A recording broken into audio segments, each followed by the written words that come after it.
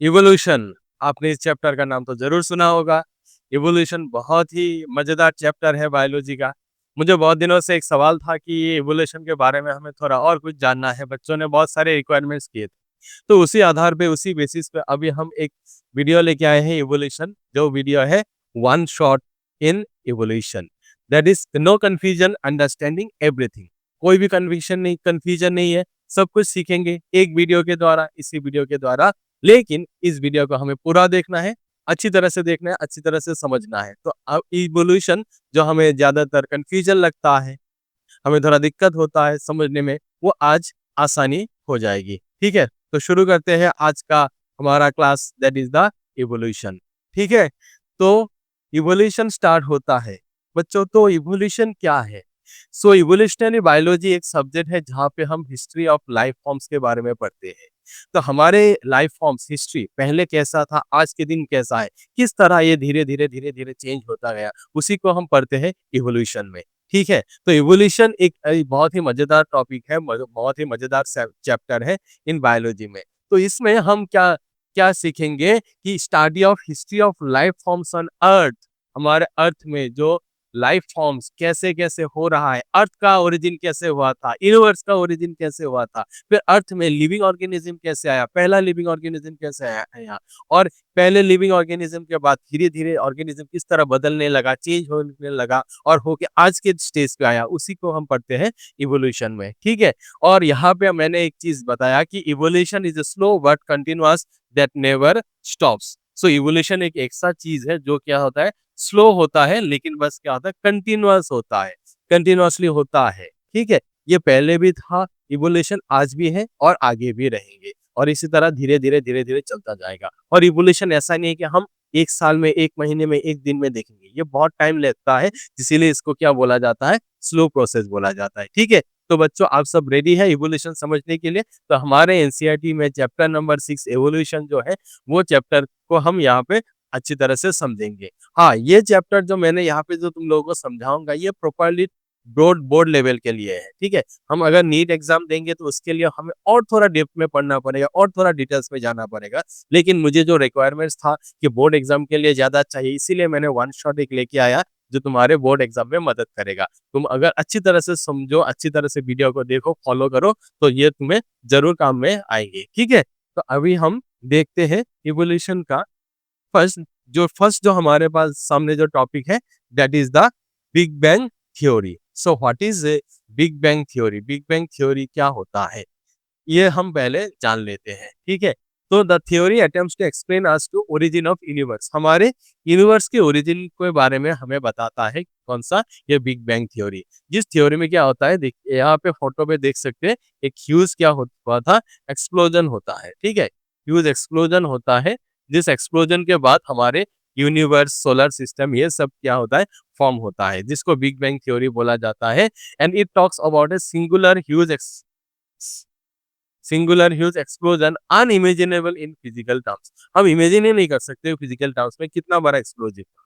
ठीक है? एक बड़ा एक सब्सटेंस था, जिस सब्सटेंस को ब्रेक हुआ, क्या ब्रास्ट हुआ, ब्रास्ट होके एक छोटा-छोटा सब्सटेंस बिखरने लगा और उसी वही सब्सटेंस से आगे जाके यूनिवर्स फॉर्म हुआ, हमारा सोलर सिस्टम फॉर्म हुआ, प्लैनेट्स फॉर्म हुआ। तो उसी जो जो थ्योरी इसके बारे में बताता है, that is the big bang theory. और ये सिंगुलर ह्यूज एक्सप्लोजन के बाद ये जो सब्सटेंस जो आने लगा, तो उसी सब्सटेंस में धीरे-धीरे वो बहुत ही गर्म था, लेकिन धीरे-धीरे क्या होने लगा, ठंड होने लगा। ठंड होने के बाद वहाँ पे धीरे-धीरे गैसेस फॉर्म होने लगे। कौन से gases? Hydrogen gas, helium gas, ये सब फॉर्म होने लगे। ग्रेविटेशन के अंदर में क्या होने लगा, एक-एक सब्सटेंस धीरे-धीरे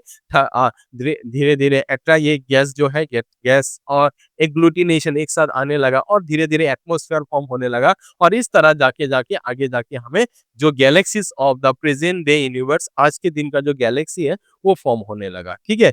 तो मतलब इसी थ्योरी को बताते हैं कि ये थ्योरी हमें बताते हैं कि कैसे हमारे गैलेक्सीज फॉर्म हुआ, हमारा सोलर सिस्टम फॉर्म हुआ, हमारे यूनिवर्स फॉर्म हुआ। ठीक है? तो हमारे अर्थ जो है, जो अराउंड 4.5 बिलियन ईयर्स ओल्ड है। 4.5 बिलियन ईयर्स, तो अराउंड 450 करोड़ साल पुराना है। जो वो कैसे फॉर्म हुआ, वो अल्टीमेटली ये बिग बैंग थ्योरी बताता है कि ह्यूज एक्सप्लोजन हुआ, एक्सप्लोजन होने के बाद एक-एक सब्सटेंस धीरे-धीरे ग्रेविटेशन फॉर्म हुआ, ग्रेविटेशन में कंडेंस होने लगा, गैस फॉर्म होने लगा और धीरे-धीरे आगे जाके क्या हुआ, ये प्रेजेंट डे जो यूनिवर्स है, वो यूनिवर्स फॉर्म होने लगा, ठीक है? और हमारे गैलेक्सीज़ फॉर्म हुआ। ये यही है बिग बैंग थ्योरी, ओके? तो ये इसके बाद हम देखते हैं आगे क्या है, आगे जो है दैट इज़ द हम सीखेंगे origin of life. Origin life का ओरिजिन कैसे होता है ये हमें सीखना है। Origin of life, theory of special creation. तो देखो ओरिजिन ऑफ लाइफ हमारे अर्थ में लाइफ का कैसे ओरिजिन हुआ, कैसे पहले आया, ये सब हम समझेंगे। तो उसके लिए क्या है, कुछ स्पेशल क्या है, थ्योरीज है। तो इतने सालों पहले ये लाइफ कैसे हमारे अर्थ में आया वो कोई नहीं देखा। उस टाइम में कोई इंसान नहीं था। लेकिन वो हम कैसे प्रूव करेंगे, कैसे बताएँगे? तो उसके लिए क्या है, हमारे साइंटिस्ट ने, इवोल्यूशनरिस्ट ने, बायोलॉजिस्ट ने कुछ थ्योरीज़ दिया, जिस थ्योरी को समझते हैं और हमको ये आइडिया होता है, हाँ, हमारे अर्थ में लाइफ इस तरह आया होगा, इस तरह आया है। ठीक है? उसी रिगार्डिंग कुछ थ्योरी, बहुत सारे थ्योरी हैं, तो हमें जो-जो इम्पोर्टेंट हमारे बोर्ड एग्ज़ाम के लिए चाहिए, वही थ्योरी कुछ मैंने यहाँ पे हाइलाइट किया। जैसे कि फर्स्ट जो थ्योरी है, फर्स्ट जो theory that is theory of special creation, ठीक है? थ्योरी ऑफ स्पेशल क्रिएशन कौन किसने दिया था? स्वारेज ने दिया था, जो कि बताता है according to this theory life was created on earth by the supreme being. Supreme being एक ऊपर वाला कोई है जिसने क्या है, लाइफ हमें लाइफ बना के दिया था, लाइफ क्रिएट किया करके दिया था अर्थ में, ठीक है? जो हम रिलीजियस टेक्स्ट में पढ़ते हैं, जो हम गीता, बाइबल, कुरान, ठीक है, जो रिलीजियस टेक्स्ट है जिसमें हम पढ़ते हैं कि इस तरह कोई गॉड है, ठीक है, जिसने क्या किया, हमारे अर्थ में लाइफ ओरिजिन करके दिया। तो इस थ्योरी को बोला जाता है थ्योरी ऑफ स्पेशल क्रिएशन, जो स्वारेज ने दिया था। लेकिन इसका प्रॉपर कोई साइंटिफिक एक्सप्लेनेशन नहीं है, जिसके लिए साइंटिस्ट इसको एक्सेप्ट नहीं करते, आगे नहीं बढ़ाते, ठीक है? बाद में एक थ्योरी आया, थ्योरी ऑफ स्पॉन्टेनियस क्रिएशन और एबायोजेनेसिस, ठीक है? तो थ्योरी ऑफ स्पॉन्टेनियस क्रिएशन और एबायोजेनेसिस क्या है, कि अचानक से नॉन लिविंग सब्सटेंस से लिविंग सब्सटेंस क्या हुआ, अचानक से फॉर्म हुआ, ठीक है? कोई एक सब्सटेंस से अचानक से क्या हुआ, लिविंग सब्सटेंस फॉर्म हो गया है। जैसे कि मड है, मड से फ्रॉग निकल के आया, फिश निकल गया, पानी से फिश निकल के आया, लेकिन कैसे निकल के आया उसके बारे में कोई एक्सप्लेनेशन नहीं था, तो इसको हम स्पॉन्टेनियस जनरेशन बोलते हैं, जो जिसको भी आगे जाके इसको हम एक्सेप्ट नहीं करते। ये थ्योरी, कोई भी थ्योरी हम एक्सेप्ट नहीं करते। नेक्स्ट आता है थ्योरी ऑफ बायोजेनेसिस। बायोजेनेसिस बताता है, this was experimentally proved bye Francisco Reddy. Francisco Reddy ने इसको इसको क्या किया, एक्सपेरिमेंटली प्रूव किया था कि लिविंग ऑर्गेनिज्म से, एक लिविंग ऑर्गेनिज्म से दूसरे लिविंग ऑर्गेनिज्म क्या होता है, फॉर्म होता है, ठीक है? एक लिविंग ऑर्गेनिज्म से दूसरे लिविंग ऑर्गेनिज्म आता है। लेकिन इस ये हमें ये नहीं बताता कि जो लिविंग ऑर्गेनिज्म से नया लिविंग ऑर्गेनिज्म फॉर्म होगा, तो पुराना लिविंग ऑर्गेनिज्म कहाँ से आया? वही तो हमें जानना है, क्योंकि हमें जानना है लाइफ का ओरिजिन कैसे होता है, ठीक है? तो उस चीज़ को इसने एक्सप्लेन नहीं कर पाया था, जिसके लिए ये भी थ्योरी हम क्या नहीं करते, आगे नहीं पढ़ते, एक्सप्लेन नहीं हम नहीं समझते, ठीक है? नेक्स्ट आता है modern theory of origin of life, that is the theory of chemical evolution, जिसको ओपरेन हेल्डेन थ्योरी बोला जाता है। ओपरेन एंड हेल्डेन दोनों ने ये थ्योरी दिया था, chemical evolution, theory of chemical evolution और modern theory of origin of life. इसमें क्या बताता है, ये थ्योरी बहुत ही इंपॉर्टेंट है, जो हमें ओरिजिन ऑफ लाइफ के बारे में हमें एक्सप्लेन करता है कि लिविंग ऑर्गेनिज्म जो आया, लिविंग ऑर्गेनिज्म लिविंग ऑर्गेनिज्म वो कहाँ से आया? लिविंग ऑर्गेनिज्म आया कुछ नॉन लिविंग ऑर्गेनिज्म से, नॉन लिविंग ऑर्गेनिज्म से आया, ठीक है? नॉन लिविंग ऑर्गेनिज्म मतलब द प्रिमिटिव एटमॉस्फेयर में जो गैसेस था, जो सब्सटेंस था, उससे क्या हुआ, उससे जुड़ के क्या हुआ, लिविंग ऑर्गेनिज्म आया। केमिकल रिएक्शन से क्या हुआ, लिविंग ऑर्गेनिज्म फॉर्म हुआ, जिस ओपरेन एंड हेल्डेन ने दिया था, जो आगे जाके क्या किया, आगे जाके मिलर एंड यूरे ने एक्सपेरिमेंटली इसको क्या किया, प्रूफ किया। तो आज हम वो सीखते हैं, मिलर और यूरेस एक्सपेरिमेंट, जो जिसको क्या प्रूव करता है, केमिकल ओरिजिन ऑफ लाइफ और modern synthetic theory of evolution, जो हमें हमारे अर्थ में लाइफ कैसे ओरिजिन हुआ उसके बारे में हमें ये बताता है। सो मिलर एंड यूरे ने एक्सपेरिमेंट करने के लिए कुछ इस तरीके का एक apparatus बनाया था। आपको एनसीईआरटी बुक में ये डायग्राम आपको मिल जाएगा, ठीक है? तो इस तरह कुछ एक apparatus बनाया था, जो apparatus ग्लास से बना हुआ होता था। किससे बना हुआ था? ग्लास से, मेड अप ऑफ ग्लास, ठीक है? और उसमें कई सारे चैम्बर्स थे। कैसे चैम्बर? ये वाला चैम्बर जहाँ पे क्या था? गैसेस था। कौन सा गैसेस? हमारे प्रिमिटिव अर्थ में जो गैस था, मतलब हमारे अर्थ जब ओरिजिन हुआ था इनिशियल स्टेज में, वहां पे जिस तरीके का गैसेस था, जैसे कि मीथेन था, एमोनिया था, then water in vapour condition में, water vapour condition, then hydrogen, ये सब गैसेस था। उन गैसेस को इस चैम्बर में लिया गया था और यहाँ पे दो इलेक्ट्रोड्स डाला गया था। इलेक्ट्रोड्स क्यों? किस लिए? क्योंकि ताकि स्पार्क डिस्चार्ज कर सके, स्पार्क डिस्चार्ज। अब स्पार्क डिस्चार्ज क्यों चाहिए? तो एक्चुअली क्या था, हमारे प्रिमिटिव अर्थ में जब लाइफ का ओरिजिन नहीं हुआ था, इनिशियल स्टेज जब था, उस टाइम में क्या था, बहुत सारे थंडरिंग हुआ करते थे। सालों साल, सालों साल, सालों साल बारिश होता था। तो सालों साल जब बारिश हुआ, उसी की वजह से बोला गया कि हमारे समुंदर क्या हुआ, धीरे-धीरे फॉर्म होने लगा। तो जब बारिश होने लगा, तो उस बारिश होने के टाइम में क्या हुआ, थंडरिंग हुआ था। तो वो थंडरिंग को एक्सप्लेन करने के लिए, उसको समझाने के लिए ये स्पार्क डिस्चार्ज किया गया था थ्रू द इलेक्ट्रॉन्स। कहाँ पे? जहाँ पे गैसेस था, क्योंकि थंडरिंग हो रहा था, अर्थ अर्थ में हमारे सरफेस पे थंडरिंग हो रहा था और वहाँ पे क्या था, गैसेस था। कौन सा गैसेस? ये सारे gases, methane, ammonia, water vapour and hydrogen gases, ठीक है? और क्योंकि ये सब आगे जाके पानी के साथ मिक्स होता था, इसीलिए यहाँ पे पानी डाला गया था, ठीक है? लेकिन पानी पानी कहाँ पे? इस कंडीशन में बॉइलिंग वाटर था, क्योंकि इनिश प्रिमिटिव अर्थ में जो पानी हमें, जब समुद्र, नदी का पानी, समुद्र का पानी जो मिलता था, वो क्या था? बॉइलिंग कंडीशन में था। क्योंकि हमारे अर्थ इनिशियल स्टेज में बहुत गर्म था, अराउंड 5000 6000 डिग्री सेल्सियस टेम्परेचर। वो धीरे-धीरे ठंड होने लगा था। तो इनिशियल स्टेज में जो पानी जो था ना, वो बहुत गर्म था, बॉइलिंग वाटर था, इसीलिए बॉइलिंग वाटर यहाँ पे लिया गया था। एक्चुअली यहाँ पे ये इसने क्या किया था, एक एक हीटर लगा दिया था, ताकि इस चैम्बर में क्या हो, पानी गर्म होता रहे, बॉयल होता रहे, ठीक है? और ये पानी के साथ ये गैस और इलेक्ट्रिक डिस्चार्ज, ये स्पार्क डिस्चार्ज जो है, ये साथ साथ के साथ क्या हुआ था, मिक्स होता था और मिक्स होके केमिकल रिएक्शन होता था। और उसको मिक्स करने के लिए यहाँ पे वैक्यूम पंप डाला गया था, ताकि ये वाटर यहाँ पे क्या हो, यहाँ पे सर्कुलेट हो सके। किसके साथ मिक्स हो सके? स्पार्क डिस्चार्ज और ये गैसेस के साथ क्या हो सके, मिक्स हो सके। जब मिक्स होने लगा, ऐसे मिक्स करके यहाँ पे कई दिन रखा गया था। यहाँ पे हम वाटर आउट कर सकते हैं और वाटर यहाँ पे इन कर सकते थे, और यहाँ पे एक कंडेंसर डाला गया था कंडेंस करने के लिए, ठीक है? तो ये सब चीजें डाल के किसने किया था? ये अपैरेटस बनाया था मिलर एंड यूरे ने। दोनों ने अपैरेटस बनाया, बना के वहाँ पे गैसेस लिया, प्रिमिटिव अर्थ में जो गैसेस था वो गैसेस लिया, यहाँ पे इलेक्ट्रॉन्स लिया ताकि स्पार्क डिस्चार्ज कर सके, बॉइलिंग वाटर लिया, वो वाटर को इन सब के साथ मिक्स करवाया और मिक्स करवा के इस तरह उनको मिक्स होने दिया और इसको अराउंड 2 वीक्स तक रखने दिया। अराउंड 2 वीक्स, याद रखना है 2 वीक्स। जब 2 वीक्स तक इस तरह मिक्स होने लगा, सबके साथ मिक्स होने लगा, 2 वीक्स बाद जब हमने यहाँ का पानी को बाहर निकाला, तो देखा कि ये जो पानी जो है ना, ये जो इसका जो वाटर जो है, इस वाटर ये क्या हो गया, कलरिंग हो गया। ये क्या हो गया, कलरिंग हो गया। तो पहले तो कलरलेस पानी था, वो कलरिंग कैसे हो गया? ऑब्वियसली इसके बीच में केमिकल रिएक्शन हुआ। फिर इस कलरिंग वाटर को, कलरिंग पानी को क्या किया किया गया, एक क्रोमेटोग्राफी किया गया। क्रोमेटोग्राफी।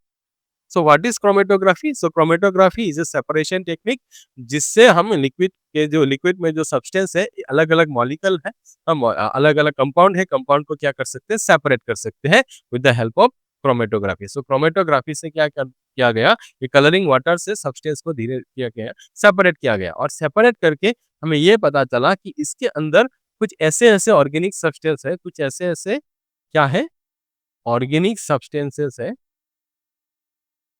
ऑर्गेनिक सब्सटेंसेस है, जो आगे जाके क्या फॉर्म कर सकता है, जीन्स फॉर्म कर सकता है, जो आगे जाके जीन्स से क्या फॉर्म हो सकता है, सेल फॉर्म हो सकता है। And cell is the basic unit of life, मतलब लाइफ ओरिजिनेट हो सकता है, या जीन से, यहाँ से क्या हो सकता है, लाइफ ओरिजिनेट हो सकता है। तो इसी एक्सपेरिमेंट के बाद, इसी एक्सपेरिमेंट का हमें कंक्लूजन क्या मिला था, इसी इसी एक्सपेरिमेंट का कंक्लूजन हमें ये मिला था कि carbon, hydrogen, oxygen, nitrogen, methane, ammonia, water, इन सब के साथ जब मिक्स होता है, हाँ, मिक्स होने के बाद कुछ हमें अमाइनो एसिड, शुगर, प्यूरिन और पायरीमिडिन, ऐसे ऐसे ऑर्गेनिक सब्सटेंस मिले थे। क्या मिला था हमें? हमें यूरे और मिलर को क्या मिला था? एमाइनो एसिड मिला था। यूरे एंड मिलर को शुगर मिला था। यूरे एंड मिलर को प्यूरिन्स मिला था एंड पाइरिमिडिन्स मिला था। और एमाइनो एसिड से क्या बनता है? प्रोटीन बनता है। शुगर से क्या बन सकता है? पॉलीसैकेराइड्स बन सकता है, कार्बोहाइड्रेट पॉलीसैकेराइड, ठीक है? स्टार्च वगैरह बन सकता है। प्यूरिन पाइरिमिडिन से क्या बन सकता है? न्यूक्लिक एसिड बन सकता है। जब अगर प्रोटीन है, न्यूक्लिक एसिड है, शुगर है, ये सब मिलके अल्टीमेटली क्या फॉर्म हुआ? जीन्स फॉर्म हुआ, जीन्स, ठीक है? और एग्लूटिनेशन और एग्रीगेशन ऑफ जीन, कई सारे जीन एक साथ मिलके क्या हुआ? प्रिमिटिव सेल हमें बना के दिया। प्रिमिटिव सेल हमें मिल गया। तो इसी इसी थ्योरी से, जो थ्योरी दिया था ओपारिन एंड हेल्डेन ने, और जिसको एक्सपेरिमेंटली प्रूव किया मिलर एंड यूरे ने, और प्रूव करके बताया कि प्रिमिटिव अर्थ में जो गैसेस था उन सब के बीच में, एटमॉस्फेयर के बीच में केमिकल रिएक्शन हुआ, और रिएक्शन होने के बाद ही आगे जाके हमें प्रिमिटिव सेल्स मिला, और that means the living organism मिला। या मतलब लाइफ का ओरिजिन हुआ। समझ में आया? ठीक है।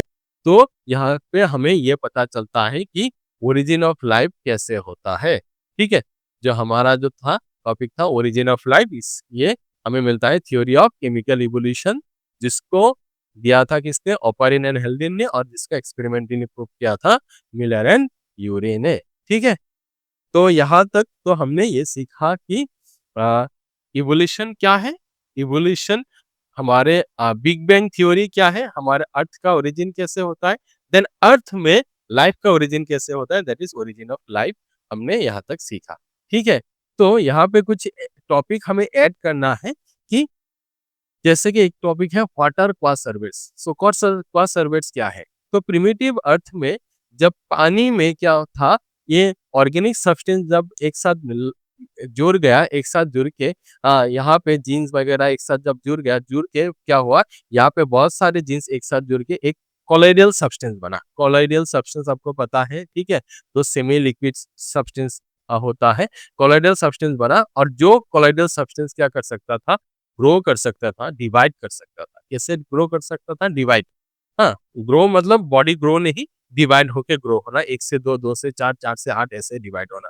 तो ये डिवाइड होने का हो सकता था। और डिवाइड होने का जो प्रॉपर्टी है, जो कि सेल का प्रॉपर्टी होता है, that means these are the almost cell like primitive cell type substances था, जिसको बोला जाता था क्या? क्वासर्वेट्स। ठीक है। तो यही चीज मैंने यहाँ डाला है। आप देख सकते हैं, ये लाइन बहुत इंपॉर्टेंट है। The organic molecules formed after chemogeny aggregated. So chemogeny मतलब व्हाट इज केमोजेनी? केमोजेनी मतलब due to chemical evolution. So chemical evolution जब हुआ, तब ऑर्गेनिक मॉलिक्यूल्स क्या हुआ? एग्रीगेट हुआ, एक साथ जुड़ गया, and then this molecules precipitate out. Precipitate हुआ कहाँ पे? In the liquid medium. Liquid पानी में क्या हुआ? वो प्रेसिपिटेट आउट हुआ, प्रेसिपिट हो गया, and form the colloid. Colloidal substance form हुआ, and this colloidal substance form क्या बोलते हैं? क्वासर्वेट्स। क्या बोला जाता है? क्वासर्वेट्स बोला जाता है। ठीक है। तो केमिकल इवोल्यूशन थोड़ी देर पहले हमने जो सीखा हमारे मिलर एंड यूरे की थ्योरी के द्वारा, तो केमिकल रिएक्शन के वजह से जो मॉलिक्यूल्स, ऑर्गेनिक मॉलिक्यूल्स फॉर्म होता है, वो एग्रीगेट होता है, और एग्रीगेट होके वो प्रेसिपिटेट होता है इन द लिक्विड मीडियम। पानी में जब प्रेसिपिटेट हुआ, तब कुछ कोलोइडल सब्सटेंस फॉर्म हुआ, और जिसी को बोला जाता है क्या? क्वासर्वेट्स। ठीक है। तो आपका ये 1 मार्क का या 2 मार्क का क्वेश्चन हो सकता है, व्हाट आर क्वासर्वेट्स। तो आपको मोस्ट प्रोबेबली समझ में आ गया। देन 1 मार्क का एक क्वेश्चन आता है, what are protovirus. So protovirus, these are nothing but the primitive virus. These are the primitive primitive virus. Initial stage में जो वायरस था, जिसको प्रोटोवायरस बोला जाता था।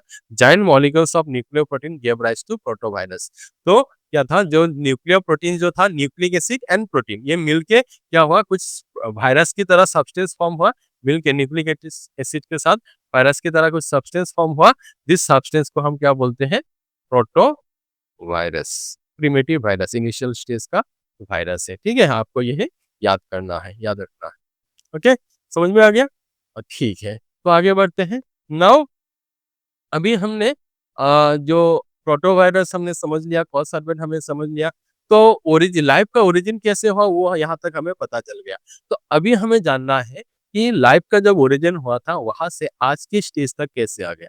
तो life that is the organic substance को आगे जाके आज के दिन का स्टेज कैसे हुआ, और वो हम जानते हैं कुछ प्रूफ के द्वारा, जिस प्रूफ को बोला जाता है एविडेंसेस ऑफ ऑर्गेनिक इवोल्यूशन। तो हमारा जो नया अभी जो टॉपिक है, नेक्स्ट टॉपिक जो हमें पढ़ना है, सीखना है, that is the evidences of organic evolution. Organic evolution का क्या क्या एविडेंस है, क्या क्या प्रूफ है जिसके द्वारा हम जान सकते हैं कि इवोल्यूशन किस तरह हुआ, कैसे हुआ और होके आज के स्टेज तक पहुंच गया। ठीक है बच्चों, तो बच्चों देखो, इवोल्यूशन ऐसी चीज, ऐसा सब्जेक्ट है जिसको हमें बाय हार्ट नहीं करना। बायोलॉजी में ऐसे भी बाय हार्ट नहीं करना, कुछ चीजें याद रखना है, लेकिन ये सब हमें एक कहानी की तरह याद रखना है। अगर तुम कहानी की तरह याद रखोगे, पढ़ने के बाद रिवाइंड करोगे क्या क्या तुमने सीखा, सीक्वेंस अगर याद रखोगे, तो एग्जाम में कोई भी क्वेश्चन है आसानी होगा समझ करने के लिए। ठीक है, ओके। तो अभी हम देखते हैं एविडेंसेस ऑफ ऑर्गेनिक इवोल्यूशन क्या है, क्या क्या एविडेंस दिया गया है कि ऑर्गेनिक इवोल्यूशन कैसे हुआ। The first evidence is evidences from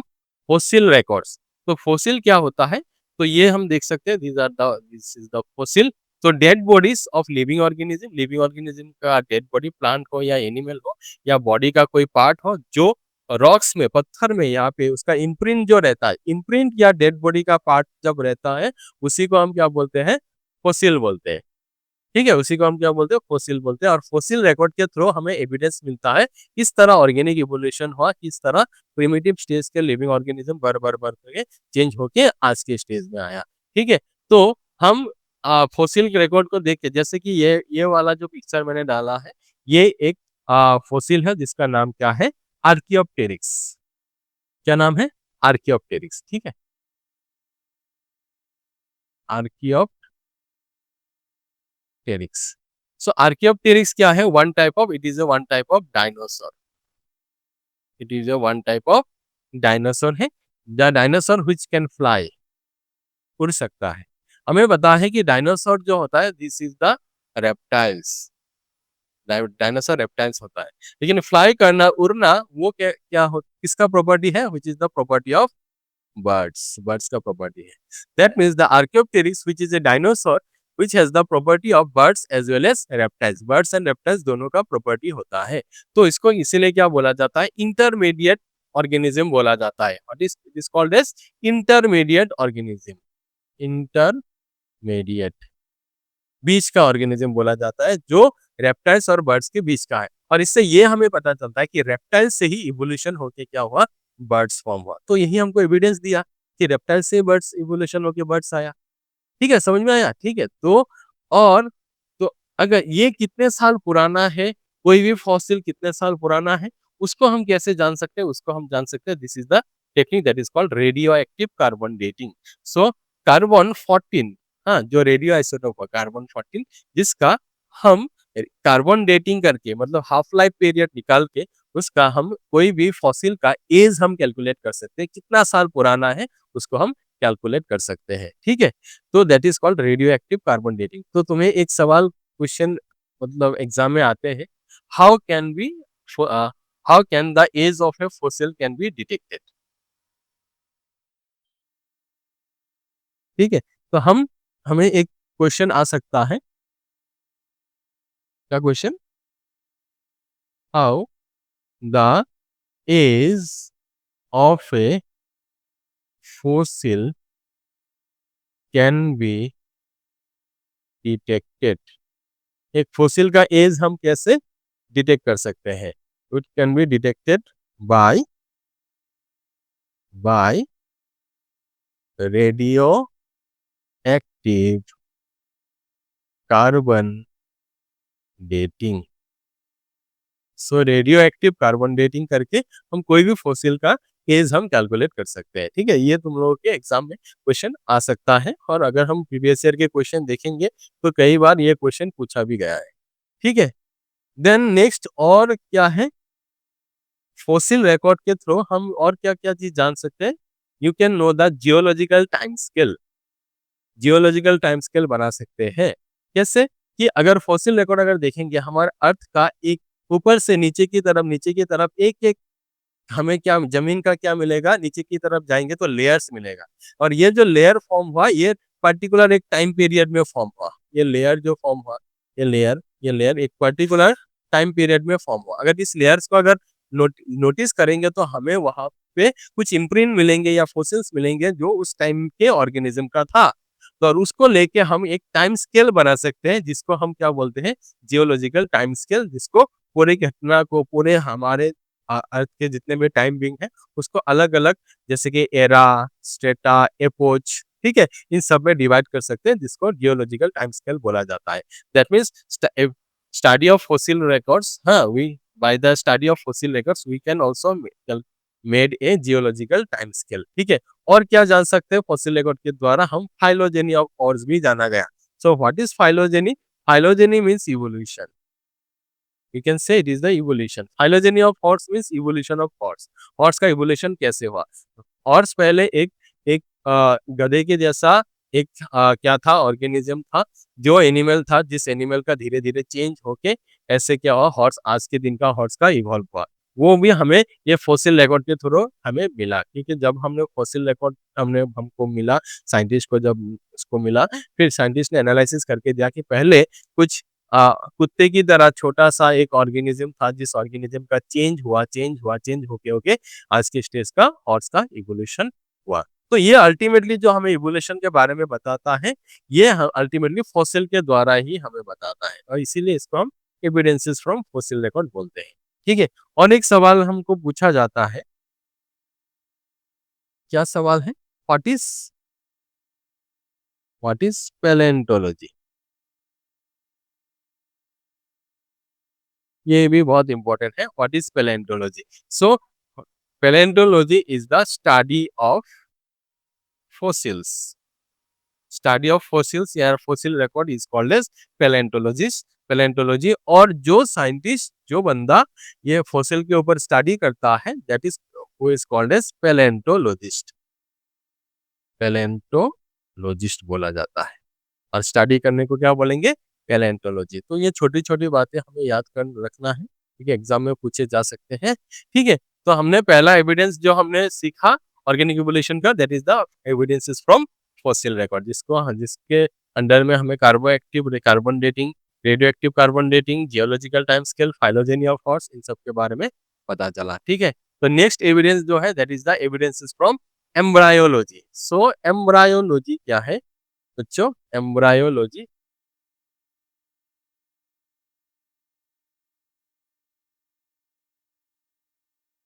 okay, देखते हैं। So embryo, study of embryo is called as embryology.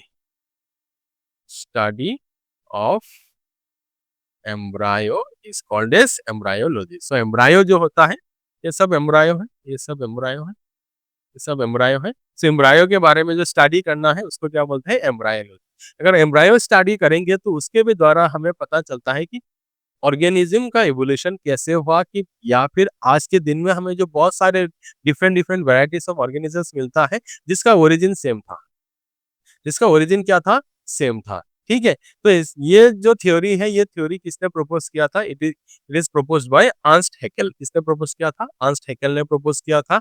और अर्नस्ट हैकेल ने, और इसके साथ और एक साइंटिस्ट है दैट इज वॉन बियर, इन दोनों ने मिल के एक थ्योरी दिया था। That theory is called biogenetic law और recapitulation theory, and this theory called as ontogeny recapitulates phylogeny. ठीक है, ओंकोजेनी रिकैपिचुलेट्स क्या होता है? फाइलोजेनी को रिकैपिचुलेट करता है। अभी ओंकोजेनी क्या है, फाइलोजेनी क्या है, ये हमें समझना है। तो इसके लिए बहुत अच्छा एक डायग्राम है, हम तुमको ये समझा देता हूँ। ये डायग्राम हमें समझना है, देख सकते हो। ओके, तो यहाँ पे देखेंगे फिश है, सलामंडर है, टॉर्टोइस है, चीक है, हॉग है, काफ है, देन रैबिट है, ह्यूमन है। ठीक है, तो अलग अलग इन ऑर्गेनिज्म का, अलग अलग ऑर्गेनिज्म का अगर इनिशियल स्टेज में जो एम्ब्रायो था, ये कुछ इस तरीके का होता है। बाद में धीरे धीरे डेवलप होकर कुछ इस तरीके का बनता है, और फाइनली कुछ इस तरीके का एम्ब्रायो बन जाता है, या फिटस बनता है, जो बच्चा होकर बाहर निकल के आता है। ठीक है, तो अगर फर्स्ट स्टेज का अगर क्या देखें, एम्ब्रायो को अगर हम नोटिस करें, तो ऑलमोस्ट क्या है, सब सेम है। और यहाँ पे हमें क्या दिखेंगे? गिल स्लीव्स दिखेंगे, ये वाला यहाँ पे गिल स्लीव्स दिखेंगे। ठीक है, तो अगर देखो तो ये इन सब में क्या है, सब ऑलमोस्ट सिमिलर है। और यहाँ पे गिल स्लीव्स हमें मिलेंगे, सब में गिल स्लीव्स मिलेंगे। लेकिन इसके बाद जो डेवलपमेंट हुआ, फिर डेवलपमेंट होने के बाद ये थोड़ा-थोड़ा चेंज होने लगा। थोड़ा-थोड़ा चेंज होने लगा और ये गिल स्लिट्स के यहाँ पे धीरे-धीरे अच्छी तरह से डेवलप होने लगा। ठीक है? तो और आगे जाके फाइनली कुछ इस तरीके का ऑर्गेनिज़्म हुआ, तो ये वाला ऑर्गेनिज़्म चेंज होके फिश हुआ, ये हुआ सालामांडर, ठीक है? ये हुआ टॉर्टोइस, ये हुआ चिक, ये हुआ हॉग, ये हुआ कफ, ये हुआ रैबिट, ये हुआ ह्यूमन। जो गिल स्लिट जो इनिशियल स्टेज में थे, वो फिश में, सालामांडर में हमें दिखेंगे, बाकी में नहीं दिखेंगे, कुछ इस तरह का। ठीक है? तो इससे क्या पता चलता है? इससे ये बताते हैं साइंटिस्ट कि ये अलग-अलग ऑर्गेनिज़्म हो सकता है, लेकिन इन सब का ओरिजिन क्या है? Same. Same type of organism के अलग-अलग डाइवर्स में इवोल्यूशन होने के बाद अलग-अलग ऑर्गेनिज़्म क्या हुआ? फॉर्म हुआ। और उसी थ्योरी को और उसी थ्योरी को बोला जाता है रिकैपिचुलेशन थ्योरी। ठीक है? इसको क्या बोला जाता है? Recapitulation theory. इस थ्योरी में हमको बोला कि ओंकोजेनी रिकैपिचुलेट्स फाइलोजेनी। अभी ओंकोजेनी क्या है? ओंकोजेनी होता है एक ऑर्गेनिज्म का इवोल्यूशन, एक ऑर्गेनिज्म का चेंजेस एम्ब्रायनिक स्टेज से लेके ये चाइल्ड बनने तक ये जो चेंजेस हुआ इसका इसको हम क्या बोलेंगे? ओंकोजेनी बोलेंगे। ये फिश का हो, ये सलामांडर का, ये टॉर्टोइस का हो, ये चिक का, ये हॉक का हो, ये कफ का हो, ये रैबिट का हो या फिर ह्यूमन का हो, इसको हम क्या बोलेंगे? ओंकोजेनी बोलेंगे। और फाइलोजेनी क्या है? एंसेस्टर, उस ऑर्गेनिज्म का एंसेस्टर कैसा था, कैसे चेंज होके आज के स्टेज में आया, इवोल्यूशन, पूरा इवोल्यूशन कैसे हुआ, उसको क्या बोलते हैं? फाइलोजेनी। और ये थ्योरी बोला जाता है कि ओंकोजेनी मतलब प्रिमिटिव, ये वाला प्रिमिटिव जो इनिशियल स्टेज में जो एम्ब्रायो है, वो चेंज होके चाइल्ड कैसे बनता है, वो हमें बताता है, वो रिपीट करता है उसका हिस्ट्री। हिस्ट्री मतलब ये इंसान पहले कैसा था और धीरे-धीरे चेंज होके कैसे आया। ठीक है? ये हमें बताता है and that is the called phylogeny, that इसीलिए बोला गया कि ओंकोजेनी रिकैपिचुलेट करता है किसको? फाइलोजेनी को। और इसी को रिकैपिचुलेशन थ्योरी और बायोजेनेटिक लॉ, और किसने दिया था? याद रखना है, von Baer and Hans Haeckel ने। और ये जो एविडेंस है, ये एविडेंस किसके आधार पे है? एम्ब्रायो के आधार पे है, इसीलिए इसको बोला जाता है एविडेंसेस फ्रॉम एम्ब्रायोलॉजी। ठीक है? आई थिंक सबको समझ में आ गया। सो नेक्स्ट हम देखते हैं और evidence, that is evidences from comparative morphology and anatomy. So हमें एविडेंस जो हमें मिलता है मॉर्फोलॉजी और एनाटॉमी से, वो हम देखते हैं। तो मॉर्फोलॉजी क्या है? द एक्सटर्नल अपीयरेंस, बाहर से मुझे जो बाहर से जो दिख रहा है, इसको हम क्या बोलेंगे? मेरा मॉर्फोलॉजी बोलेंगे। और एनाटॉमी जो मेरा इंटरनल स्ट्रक्चर है, इंटरनल जो मेरा टिश्यू स्ट्रक्चर, सेलुलर स्ट्रक्चर जो है, उसको हम क्या बोलेंगे? एनाटॉमी बोलेंगे। ठीक है? तो हम मॉर्फोलॉजी मतलब एक्सटर्नल अपीयरेंस, एनाटॉमी मतलब इंटरनल स्ट्रक्चर, इन दोनों को कंपेयर करेंगे तो हमें एविडेंस देता है कि ऑर्गेनिक इवोल्यूशन कैसे हुआ, या फिर एक ऑर्गेनिज्म एक ही था, धीरे-धीरे अलग-अलग सिचुएशन में जाने के बाद वो अलग-अलग ऑर्गेनिज्म बन गया। तो इसके रिगार्डिंग हमें 3 टॉपिक दिया गया है, एक है होमोलोगस ऑर्गन, एक है एनालोगस ऑर्गन एंड तीसरा है वेस्टिजियल ऑर्गन। समझते हैं एक-एक को। बहुत ही इंपॉर्टेंट है, बहुत ही मजेदार चीज़ है। हमारे एग्ज़ाम में बहुत ये क्वेश्चन ज़रूर पूछते हैं, होमोलोगस, एनालोगस ऑर्गन, और प्रैक्टिकल में भी ये टॉपिक हमारे इंक्लूडेड है, होमोलोगस और एनालोगस जो आते हैं। सो होमोलोगस ऑर्गन्स क्या है? अगर यहाँ पे देखें डायग्राम में, इंसान का हाथ, man, hand of man, rabbit का फॉलिंग, बर्ड्स का wings, then fin of fish, fish का फिन, ठीक है? ये सब ऑर्गन बोल दिया गया, जिसको हम क्या बोलते हैं? Homologous. The organs which have the organs which have the same origin but different in their function. The organs which have the same origin but different in their function. कार्य अलग-अलग है, हाँ, फंक्शन अलग-अलग है लेकिन ओरिजिन सेम है। जैसे कि इंसान का जो हाथ है, रैबिट का फोरलिम्ब है, देन बर्ड का जो विंग्स होता है, ठीक है? फिश का फिन्स होता है, इन सब का अगर देखें फंक्शन अलग-अलग है। ये उड़ने में मदद करेगा, ये हाथ को पिक करने में मदद करेगा, ये रैबिट को दौड़ने में मदद करेगा, फिन्स को क्या स्विमिंग करने में मदद करेगा। They have different their function, but इनका अगर ओरिजिन कौन से टिश्यू से हुआ, उसका अगर नोटिस करें, अगर देखेंगे, तो हमें पता चलता है कि ये सब एक ही तरीके का टिश्यू से डेवलप होता है। मतलब एक ही तरीके का टिश्यू से अलग-अलग ऑर्गन डेवलप हुआ ताकि अलग-अलग फंक्शन कर सके। तो ये हमें ये बताता है कि होमोलोगस ऑर्गन की इवोल्यूशन जो है वो एक ऐसा चीज़ है, ऐसा है कि हम सब ऑर्गेनिज़्म एक ही थे।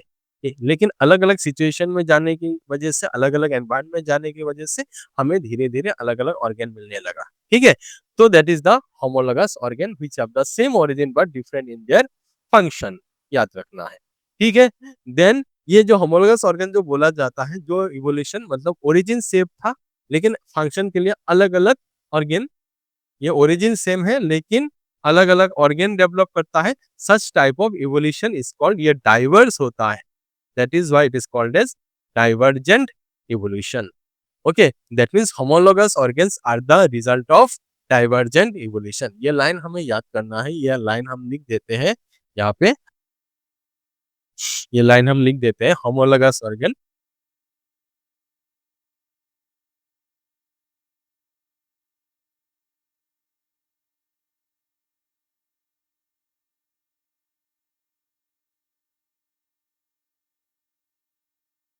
ओके, सो होमोलोगस ऑर्गन में क्या बोला जाता है, the organs have the same origin but different in their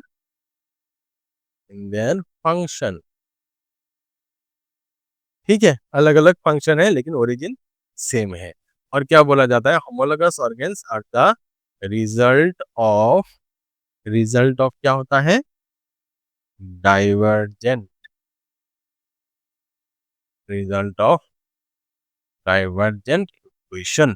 divergent evolution, evolution का डाइवर्सिफिकेशन होता है। ठीक है, जिसके वजह से क्या हुआ, यह होमोलोगस ऑर्गन फॉर्म हुआ। ठीक है, नेक्स्ट देखते हैं एनालोगस ऑर्गन। ये है एनालोगस ऑर्गन, उल्टा है, होमोलोगस ऑर्गन का उल्टा है। They have different origin, origin अलग है बट सेम फंक्शन, लेकिन कार्य जो है, फंक्शन जो है वो क्या होता है, एक होता है। ठीक है, तो जैसे कि butterfly, bat, sweet potato, potato ये सब दिया गया है। बटरफ्लाई का जो विंग्स होता है और बैट का जो विंग्स होता है, दोनों का फंक्शन क्या होता है, काम क्या होता है, उड़ना। दोनों उड़ने में मदद करता है, लेकिन इनका ओरिजिन जो टिश्यू है, जिस टिश्यू से ओरिजिन हुआ, वो अगर देखेंगे तो वो हमें क्या मिलेगा, अलग-अलग तरीके का मिलेगा। ये ये क्या है, फॉरलिम है, ये इंसेक्ट का क्या है, वो इंसेक्ट के टिश्यू से क्या होता है, ये आ, मॉर्फोल मॉर जब धीरे-धीरे चेंजेस होता है, चेंजेस होने की वजह से यहाँ पे बटरफ्लाई का विंग्स डेवलप होता है। मतलब they have different in their, different in their origin, but लेकिन काम जो है, दोनों का काम, फंक्शन क्या है, सेम है, क्या है, उड़ना है। ठीक है, दे हैव सेम फंक्शन। उसी तरह स्वीट पोटैटो और पोटैटो, आलू, हाँ, मीठे आलू और आलू जो होता है, दोनों का फंक्शन क्या है, स्टोरेज ऑफ फूड, फूड को स्टोर करना है। लेकिन ओरिजिन जो है वो अलग-अलग है। जैसे कि स्वीट पोटैटो, ये किससे बनता है, it is the modification of root, root के मॉडिफिकेशन से, रूट से बनता है। एंड पोटैटो जमीन के नीचे होता है लेकिन रूट से नहीं होता, is the modification of stem, जो हमने हमने फर्स्ट ईयर में 11th में बायोलॉजी में ऑलरेडी पढ़ा है। तो स्टेम का मॉडिफिकेशन होने होके पोटैटो होता है, और स्वीट पोटैटो रूट का modification. That means they have the different origin, origin अलग है, ओरिजिन इसका रूट है और इसका स्टेम है, लेकिन फंक्शन क्या है, storage of food, that is the same. तो इसको, इसीलिए इसको हम क्या बोलेंगे, एनालॉगस ऑर्गन। ठीक है, तो यहाँ पे हम एनालॉगस ऑर्गन में लिख सकते हैं different in their origin but same function. ठीक है, और जिस तरह एनालॉगस ऑर्गन का इवोल्यूशन होता है, मतलब ये अलग-अलग फंक्शन करता है, ओरिजिन अलग-अलग है, ऑर्गन का ओरिजिन अलग-अलग है, लेकिन अल्टीमेटली क्या करता है, सेम फंक्शन करता है। फंक्शन के लिए क्या होता है, कन्वर्स होता है। That is why it is called as result of convergent evolution. Such type of evolution is called convergent evolution. तो इवोल्यूशन मेनली दो तरीके से होता है, divergent evolution and convergent evolution. ठीक है, तो ये चीज हम यहाँ पे लिखेंगे, analogous organs are the result of convergent convergent evolution. तो मैंने ये चीज क्यों लिखा, क्योंकि हमारे एग्जाम में ये पूछे जाते हैं, right the differences between homologous organs and analogous organs. Homologous और एनालोगस ऑर्गन्स के बीच में डिफरेंस हमको पूछते हैं, तो ये चीज हम लिख सकते हैं, homologous organs have the same origin but different in their function, analogous organs different in their origin but same function, and homologous organs are the result of divergent evolution and analogous organs are the result of convergent evolution। ठीक है, okay आगे बढ़ते हैं। Next जो है that is the vestigial organ.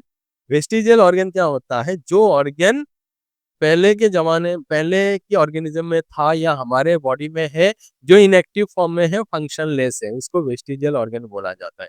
जैसे कि हमारे लार्ज इंटेस्टाइन में क्या है, अपेंडिक्स है। अपेंडिक्स का हमारा कोई फंक्शन नहीं है, क्योंकि अपेंडिक्स ऐसा कुछ एंजाइम रिलीज करता है जो स्टार्च के डाइजेशन में मदद करता है। इसके डाइजेशन, स्टार्च, स्टार्च तो कहाँ पे होता है, घास पे होता है, ग्रासेस में होता है, क्योंकि इंसान घास तो खाते नहीं, तो वो एंजाइम का हमारे जरूरत नहीं है, इसीलिए ये अपेंडिक्स का भी जरूरत नहीं पड़ता। लेकिन यही अपेंडिक्स जो हार्बीवोरस एनिमल्स होता है, काऊ, हॉर्स, उनका ये अपेंडिक्स क्या होता है, बड़ा होके एक ऑर्गन बनता है, that organ is called, that organ is called caecum. ठीक है, और जो क्या करता है, सेलुलोज डाइजेस्टिंग, स्टार्च डाइजेस्टिंग क्या होता है, एंजाइम रिलीज करता है, जो घास को डाइजेस्ट करने में मदद करता है, इसीलिए उसको वो बड़ा साइज का ऑर्गन ऑर्गन होता है सिकम। लेकिन हमारे बॉडी में सिकम का जरूरत नहीं है, वो अपेंडिक्स बन जाता है, छोटा सा ऑर्गन होता है जो वेस्टिजियल ऑर्गन। तो इससे हमें ये पता चलता है, हम ये बोल सकते हैं कि हार्बीवोरस एनिमल और हम में सिमिलरिटी है, वो उसको वो ऑर्गन ज्यादा जरूरत है, इसीलिए वो डेवलप होके वो क्या बना, सिकम बना, हमें जरूरत नहीं है, वो अनडेवलप होके अपेंडिक्स बन गया। ठीक है, देन हमारे विजडम टीथ है, इसको भी वेस्टिजियल ऑर्गन बोला जाता है।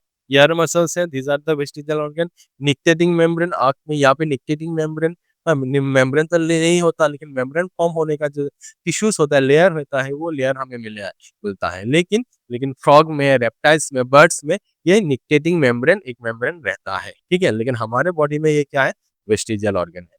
तो ये सब ये हमें बताता है कि अलग अलग तरीके का ऑर्गेनिज्म ना क्यों ना हो, लेकिन उन सब का ओरिजिन क्या होता है, सेम होता है उसी का। ठीक है, तो और एक चीज है, हमारे पीछे टेल नहीं होता, पूछ नहीं होता, लेकिन पूछ फॉर्म होने का जो बोन है, वो बोन हमारे पीछे मिलेंगे। ठीक है, लेकिन जिसका फॉर्म होता है वो बोन से अच्छी तरह से टेल बनता है। तो that is also the vestigial organ. So ये सब जो है दैट इज एविडेंस देता है मॉर्फोलॉजी और एनाटॉमी से कैसे ऑर्गेनिक इवोल्यूशन हुआ है। ओके, तो नेक्स्ट आगे बढ़ते हैं। तो यहाँ तक हमने जो सीखा दैट इज एविडेंस, जो हमें एविडेंस मिला, प्रूफ मिला इवोल्यूशन का, ऑर्गेनिक इवोल्यूशन का। और कई सारे एविडेंसेस हैं, लेकिन मैंने उतना ही दिया जितना तुम लोगों को चाहिए, बोर्ड एग्जाम में आएंगे उतना ही मैंने दिया। ठीक है, और भी हम एक्सप्लेन कर सकते हैं, हायर क्लासेस में हम पढ़ेंगे। ठीक है, नेक्स्ट जो है that is the theories of organic evolution. So organic evolution के बारे में बहुत सारे साइंटिस्ट ने दिन रात रिसर्च किया, एक्सपेरिमेंट किया, कुछ करके डाटा निकाला, सब कुछ निकालने के बाद उसके रिगार्डिंग कुछ थ्योरीज दिया कि इवोल्यूशन कुछ इस तरह होते हैं, इस तरह इवोल्यूशन होता है। ठीक है, तो सबसे पहले जो हम थ्योरी पढ़ते हैं that is the Lamarck's theory, that is Lamarckism भी बोला जाता है। इस थ्योरी को हम क्या बोलते हैं, लेमार्किज्म। सो एक साइंटिस्ट है जिसका नाम है Jean Baptiste Lamarck, Jean Baptiste Lamarck, Jean Baptiste Lamarck, जिसने ये थ्योरी डाला था, that is the Lamarck's theory. And it is the theory of acquired character, acquired characters के ऊपर बोला जाता था। ठीक है, तो एक्चुअली लेमार्क ने एक बुक निकाला था, इसने एक बुक लिखा था जिसका नाम है philosophy zoologic, philosophy Zoologique in 1809, 1809 में ये बुक लिखा था, जिस बुक में ये थ्योरी उसने डाला था। ठीक है, ये थ्योरी को समझते हैं। Jean Baptiste Lamarck explain his theory in a book Philosophie Zoologique in 1809। और ये थ्योरी इसके अजम्पशन में था, use and disuse of organ, organs को जितना यूज किया जाता है वो एक्टिव होता है, वो इवॉल्व होता है, जो डिसयूज मतलब यूज नहीं किया जाता वो धीरे धीरे क्या होता है, गायब हो जाता है। ठीक है, उसने इवोल्यूशन, किसके इवोल्यूशन के बारे में बोला था, इवोल्यूशन ऑफ जिराफ, जिराफ का इवोल्यूशन कैसे होता है उसके बारे में बोला था। जिराफ पहले जेब्रा टाइप एनिमल था, उसके हिसाब से वो ज़ेब्रा टाइप एनिमल था, जो एनिमल क्या होता है घास खाते थे। लेकिन जब दूसरे एनिमल उसके कॉम्पिटिटर आया जो घास खाते हैं, ग्रेज़िंग करते हैं, कॉम्पिटिटर आने की वजह से उसको पता है कि मुझे घास आगे जाके ज़्यादातर नहीं मिलेगा। इसलिए उसने क्या किया, पेड़-पौधे से पत्ते खाना शुरू कर दिया। पेड़-पौधे से धीरे-धीरे पत्ते खाना शुरू कर दिया और इसकी वजह से उसको नेको की चीज़ तरह करने लगा। ठीक है? उस नेको कुछ इस तरह किया। तो इस तरह जब खाते रहे इसीलिए उसके हिसाब से कि उसका नेक जो है वो ज़्यादा यूज़ होने की वजह से वो धीरे-धीरे डेवलप हुआ। एक जनरेशन में थोड़ा लंबा हुआ, नेक्स्ट जनरेशन में और उसने थोड़ा ऐसे सीधा किया इसीलिए और लंबा हुआ, नेक्स्ट जनरेशन में और लंबा हुआ और इस तरह जाते आज के दिन का जो जिराफ जो है इसका इवॉल्व हो गया। ठीक है? वो एक्सप्लेन किया था लेमार्क ने। ठीक है? जिस थ्योरी को हम बोलते हैं use and disuse of organ. Organ को जितना यूज़ किया जाता है, वो ज़्यादा एक्टिव होता है, डेवलप होता है, जिसको यूज़ नहीं किया जाता, वो धीरे-धीरे रीजनरेट हो जाता है। उसने और एग्ज़ाम्पल दिया था कि एक रैट है, जो रैट ज़मीन के नीचे ज़मीन के नीचे महीनों तक पड़ा रहा। जब बाहर निकल के आया, ज़मीन के नीचे जब रहा वहाँ पे अंधेरा था, तो आग का यूज़ नहीं हुआ। लेकिन अंधेरे से बाहर जब आया, ज़मीन के नीचे से गड्ढे से बाहर निकल के आ गया, गड्ढे से जब बाहर निकल के आया, तब उसको कुछ भी दिखाई नहीं दिया। उसने बोला था लेमार्क ने ये स्टेटमेंट दिया था कि वो एनिमल रैट जो है, वो ज़मीन के नीचे रहने की वजह से वहाँ पे उसको कुछ भी नहीं दिखाई दिया, जिसकी वजह से आग का यूज़ ही नहीं हुआ। अंधेरा था, आग का यूज़ ही नहीं महीने-महीने जब आग का यूज़ नहीं किया, बाद में जब आया, उसने उसका आग काम करना बंद कर दिया। मतलब डिसयूज़ ऑफ ऑर्गन, ऑर्गन को ना यूज़ करने की वजह से वो क्या हो गया, डीजेनरेट हो गया, यूज़ काम का नहीं रहा। ठीक है? और क्या बोला था इस थ्योरी ने, इन्फ्लुएंस ऑफ एनवायरनमेंट, एनवायरनमेंट के ऊपर क्या करता है, इन्फ्लुएंस करता है।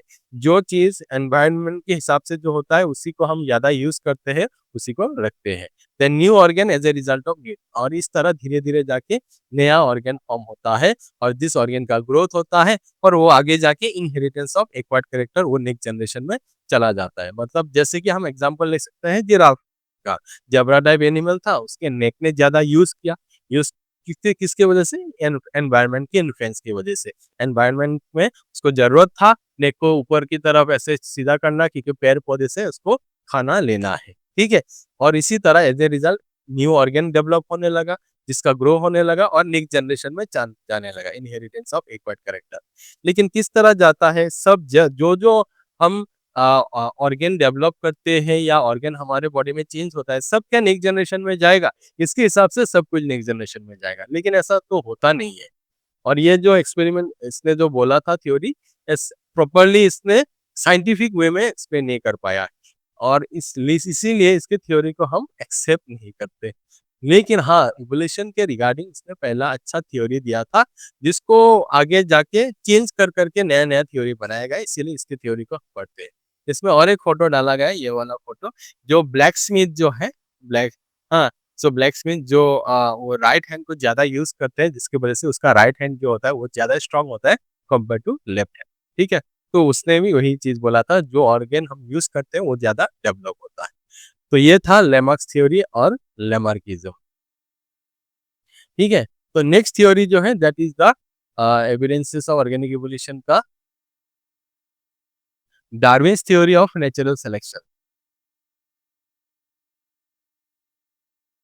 सो एक्चुअली ये होगा थ्योरीज थ्योरीज होगा theories of organic evolution.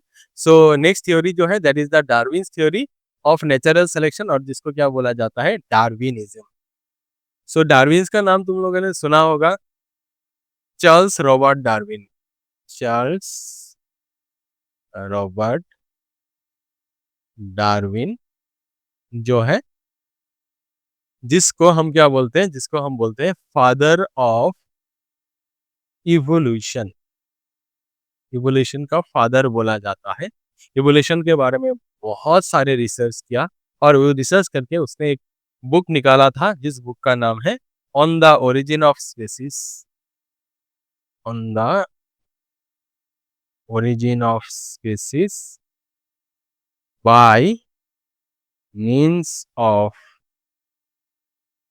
Natural selection, एक बुक निकाला था और जिस बुक में उसने अपना ये थ्योरी डाला था, Darwin's theory of natural selection.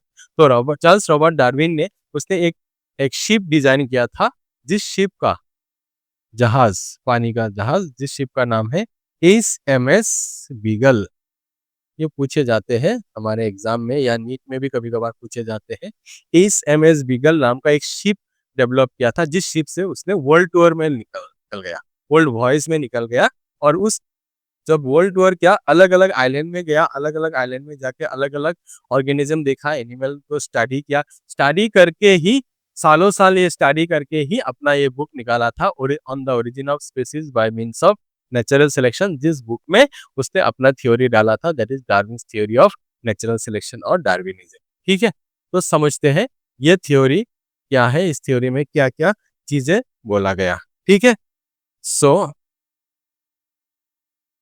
तो थ्योरीज में लिख देता हूँ ताकि कंफ्यूजन ना हो। सो फर्स्ट पॉइंट जो है that is the over reproduction. मतलब कोई भी ऑर्गेनिज्म क्या होता है, जितना हो सके रिप्रोडक्शन करने का कोशिश करता है। डार्विन ने ये बोला था, जो एलिफेंट जो है एकदम स्लोएस्ट ब्रीडर होता है, धीरे धीरे ब्रीडिंग करता है, बच्चा पैदा करता है। वो कई अराउंड 100 to 100 सालों में कई थाउजेंड, कई लाख्स ऑफ क्या कर सकता है, अपना बच्चा पैदा कर सकता है। मतलब एक उसने जो बच्चा पैदा किया था, उसने जो नेक्स्ट बच्चा पैदा किया, नेक्स्ट जनरेशन ऐसे जाके। तो मतलब सारे ऑर्गेनिज्म, हाँ, कोई भी ऑर्गेनिज्म क्या चाहता है, जेमेट्रिक फॉर्म में क्या करना चाहता है, ऑर्गेनिज्म फॉर्म करना चाहता है, रिप्रोडक्शन करना चाहता है, जिसको बोलते हैं ओवर रिप्रोडक्शन। लेकिन जितना रिप्रोड्यूस करता है, सब ऑर्गेनिज्म सरवाइव नहीं कर पाता। ठीक है, एक फॉर एग्जाम्पल एक पॉन्ड है, एक पुखरी है। ठीक है, तो वहां पे एक मछली ने क्या अंडा दिया। ठीक है, अंडा देने के बाद वहां से बच्चे निकल के आया। तो at a time thousands of बच्चे निकल के आएंगे, लेकिन सारे के सारे थाउजेंड्स ऑफ बच्चे जो है वो क्या सरवाइव कर पाएंगे? नहीं सरवाइव कर पाएंगे। क्यों नहीं सरवाइव कर पाते? क्योंकि स्ट्रगल फॉर एग्जिस्टेंस होता है। जिंदा रहने के लिए क्या करना पड़ता है? स्ट्रगल करना पड़ता है। ठीक है, और ये जो स्ट्रगल होता है वो स्ट्रगल इंट्रा स्पेसिफिक, इंटर या एक्स्ट्रा स्पेसिफिक स्ट्रगल होता है। तो हम यहाँ पे फोटो में देख सकते हैं, ऑर्गेनिज्म जब डेवलप होता है, सेम टाइप ऑफ ऑर्गेनिज्म में क्या होता है, स्ट्रगल करता है, मारामारी करता है। इसलिए फूड के लिए, खाने के लिए, रहने के लिए, शेल्टर के लिए, ठीक है, रिप्रोडक्शन के लिए, मेटिंग के लिए, तो क्या करता है, ये स्ट्रगल करता है। And such type of struggle is called intraspecific struggle. That means struggle between between same species, same type of species के बीच में जो स्ट्रगल होता है, that is intraspecific struggle. इसका एग्जाम्पल हम देख सकते हैं, हम स्टूडेंट, बच्चे, तुम लोग भी स्ट्रगल करते हैं। किसके लिए? फॉर एग्जाम्पल अभी हायर सेकेंडरी एग्जाम दोगे, बोर्ड एग्जाम दोगे, बोर्ड एग्जाम के बाद नीट के लिए प्रिपेयर करोगे, नीट एग्जाम दोगे, या अभी कोई भी कॉम्पिटेटिव एग्जाम। लेकिन कॉम्पिटेटिव एग्जाम जब दोगे तो वहां पे लाखों बच्चे एग्जाम देंगे, लेकिन उसमें से कई थाउजेंड को ही उसको एडमिशन मिलेगा। मतलब तुम लोगों ने भी स्ट्रगल किया एडमिशन के लिए, एंड स्ट्रगल किसके साथ किया? दूसरे बच्चों के साथ किया, ह्यूमन ह्यूमन के साथ किया। उसको हम बोलेंगे इंट्रा स्पेसिफिक स्ट्रगल, एग्जिस्टेंस करने के लिए, अच्छा बेटर लाइफस्टाइल के लिए। तो उसी तरह जितने भी ऑर्गेनिज्म रिप्रोडक्शन होता है, सब ऑर्गेनिज्म स्ट्रगल करता है जिंदा रहने के लिए, एग्जिस्ट करने के लिए। और वो स्ट्रगल पहले होता है इंट्रा स्पेसिफिक, सेम स्पेसिस के बीच में स्ट्रगल होता है। ठीक है, अगर सेम स्पेसिस के बीच में स्ट्रगल कर लिया और फिर आगे जाके क्या होगा, दूसरे स्पेसिस के बीच में, देखिए टाइगर है, ह्यूमन है, दो अलग अलग स्पेसिस के बीच में क्या हो सकता है, स्ट्रगल हो सकता है। That is called interspecific struggle, struggle between different species, different species के बीच में स्ट्रगल। ठीक है, एक जंगल है, मैं एक्सप्लेन कर देता हूँ। एक जंगल में वहां पे क्या हुआ कि बहुत सारे टाइगर ने क्या किया, दौड़ लगाए, एक क्या है, एक डियर को मारना है। तो टाइगर टाइगर के बीच में स्ट्रगल हुआ कि मैं मारूंगा, या मैंने मारा, मारने के बाद मैं खाऊंगा। तो दो टाइगर के बीच में अगर स्ट्रगल होता है, मारामारी होता है वो डियर को खाने के लिए, तो उसको हम क्या बोलेंगे, इंटर स्पेसिफिक स्ट्रगल बोलेंगे। तो दो टाइगर के बीच में युद्ध था, युद्ध किया, फिर युद्ध करने के बाद एक टाइगर हार गया, वो चला गया। फिर दूसरा टाइगर क्या, उसने खाने लगा। उसी टाइम क्या हुआ कि ईगल आ गया, ईगल आके फिर उस डियर को खाने लगा। तो ईगल के साथ भी अभी ये टाइगर क्या करेगा, कंपटीशन करेगा, स्ट्रगल करेगा, जिसको हम क्या बोलेंगे इंटर स्पेसिफिक स्ट्रगल, 2 स्पेसीज के बीच में स्ट्रगल। फिर वो करने के बाद फिर क्या हुआ कि देखा कि ये ईगल ने वो हार मान गया टाइगर से, वो चला गया। फिर ये टाइगर खाने लगा। अभी आ गया एक्स्ट्रा स्पेसिफिक स्ट्रगल, अचानक से भूकंप आ गया। अचानक से भूकंप आ गया, भूकंप से वो टाइगर ही मर गया। ठीक है? तो जो एनवायरमेंटल फैक्टर्स है, एनवायरनमेंट से जो स्ट्रगल किया करते हैं, उसको हम बोलते हैं struggle because of environmental factors. Environmental factors से जो स्ट्रगल करते हैं that is called extra specific struggle. ठीक है? तो अगर इन तीनों स्ट्रगल कोई कर पाएगा, वही क्या करेगा, एग्जिस्ट करेगा, और वो होता है, और उसी को डार्विन ने बोला था। और कौन एग्जिस्ट करेगा, जो तीनों स्ट्रगल पार कर पाएगा, कौन पार कर पाएगा, जो वेरिएशंस अंडर नेचर, नेचर के अंदर वेरिएशन करेगा, अपने आप को चेंज करेगा, मजबूती बनाएगा, शक्तिशाली बनाएगा, वही तो सरवाइव कर पाएगा। ठीक है? अभी तुम लोगों में से उसी को ही एग्जाम, नीट में या फिर कोई भी एग्जाम में सक्सेस मिलेगा, जो अपने को वेरिएशन करेगा। कैसे वेरिएशन? ज्यादा पढ़ाई करके, ज्यादा नॉलेज गेन करके, ज्यादा प्रिपरेशन करके अपने आप को चेंज करेगा, उसी को ही सीट मिलेगा। अगर सब सेम रहा तो उसको सीट तो नहीं मिलेगा। तो that is the variations under nature. ठीक है? और एक मैं एग्जांपल दे सकता हूँ कि जो कोरोना पीरियड था, कोरोना काल था, कोरोना काल में सभी को कोरोना होने लगा, लेकिन उसमें से बहुत सारे लोग क्या हुआ, डेथ हो गया, लेकिन हम सर्वाइव कर पाए। क्यों सर्वाइव कर पाए? क्योंकि हमने वैक्सीन लिया, हमारे बॉडी में म्यूटेशन हुआ, हमारे बॉडी में एंटीबॉडी फॉर्मेशन हुआ, इसीलिए हम सर्वाइव कर पाए। मतलब हमने क्या किया, अपने आप में, अपने बीच में क्या किया, वेरिएशन किया, नेचर के अंडर में हमने वेरिएशन किया, that's why we are surviving. और जिसने वेरिएशन नहीं कर पाया, वो चला गया यहाँ से। ठीक है? तो एग्जिस्ट वही करेगा जो वेरिएशन करेगा अंडर नेचर। अगर इस तरह वेरिएशन करने लगा, मतलब वो क्या है, फिटेस्ट है, that is survival of the fittest. वो सबसे फिट है, वो इसीलिए इस अर्थ में सर्वाइव कर पा रहा है। और किसको फिट माना जाता है? जो नेचर के साथ चलता है, that is the natural selection.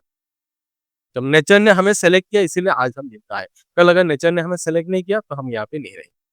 Nature ने सेलेक्ट क्यों नहीं किया? क्योंकि हमने फिटेस्ट नहीं है, इसलिए हम सर्वाइव नहीं कर पाएंगे। तो सबसे फिटेस्ट जो होता है, वही सर्वाइव कर पाता है, या फिर उसी को नेचुरली सेलेक्ट करता है। और इस तरह अगर जो फिट है, अगर वो सर्वाइव कर पाया, हम सर्वाइव कर पाए, मतलब हमने वेरिएशंस किया था, और हमारा जो वेरिएशंस है वो आगे नेक्स्ट जनरेशन में पहुंचेगा।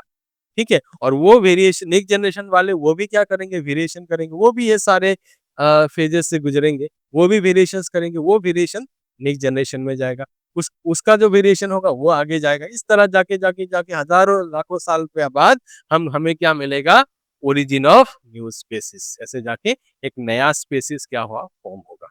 तो हमारे एक ऑर्गेनिज्म से अगर आगे जाके नया ऑर्गेनिज्म फॉर्म होता है, दैट इज द इवोल्यूशन। और यही चीज डार्विन ने बोला था। इसी तरह चेंज होके नया नया स्पेसिस क्या होता है, फॉर्म होता है, नया नया स्पेसिस डेवलप होता है। और ओरिजिन में एक ही तरीके का ऑर्गेनिज्म था, इस तरह अलग अलग सिचुएशन में नया नया ऑर्गेनिज्म फॉर्म होके आज का स्टेज बना, और इसी को Darwin's theory of natural selection या डार्विनिज्म बोला जाता है। ठीक है? तो आई थिंक सबको समझ में आ गया Darwin's theory of natural selection. Next देखते हैं। और इस डार्विन ने और एक चीज एक्सप्लेन किया था, that is the adaptive radiation. ये चीज एडेप्टिव रेडिएशन। सो एडेप्टिव रेडिएशन क्या होता है? जो डाइवर्जेंट रिवोल्यूशन होता है, that is adaptive radiation. So Darwin ने एक बर्ड के ऊपर रिसर्च किया था, ये जिस बर्ड को डार्विन फिंच या फिंच बर्ड बोला जाता है। डार्विन ने एक आइलैंड में देखा था, जिस आइलैंड का नाम है गलापागोस आइलैंड।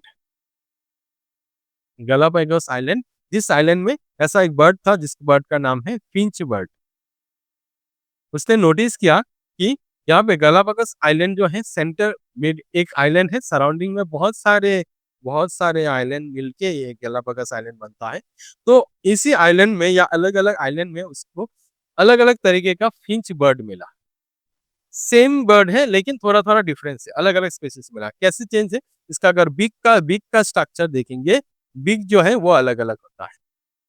तो उसने नोटिस करके ये बताया कि ओरिजिनली क्या होगा कि एक जगह पे ही ये शायद ऐसा होगा कि ये फिंच बर्ड थे, उसका रिप्रोडक्शन होने लगा, ओवर रिप्रोडक्शन होने लगा, जिसकी वजह से स्ट्रगल फॉर एग्जिस्टेंस आ गया, एग्जिस्ट करने के लिए स्ट्रगल करने लगा, सेम स्पेसीज के बीच में स्ट्रगल करने लगा, जिसकी वजह से वो माइग्रेट होके अलग-अलग आइलैंड में चला गया या अलग-अलग एनवायरनमेंट में चला गया और खुद को क्या किया, वेरिएशन किया। कैसे वेरिएशन किया?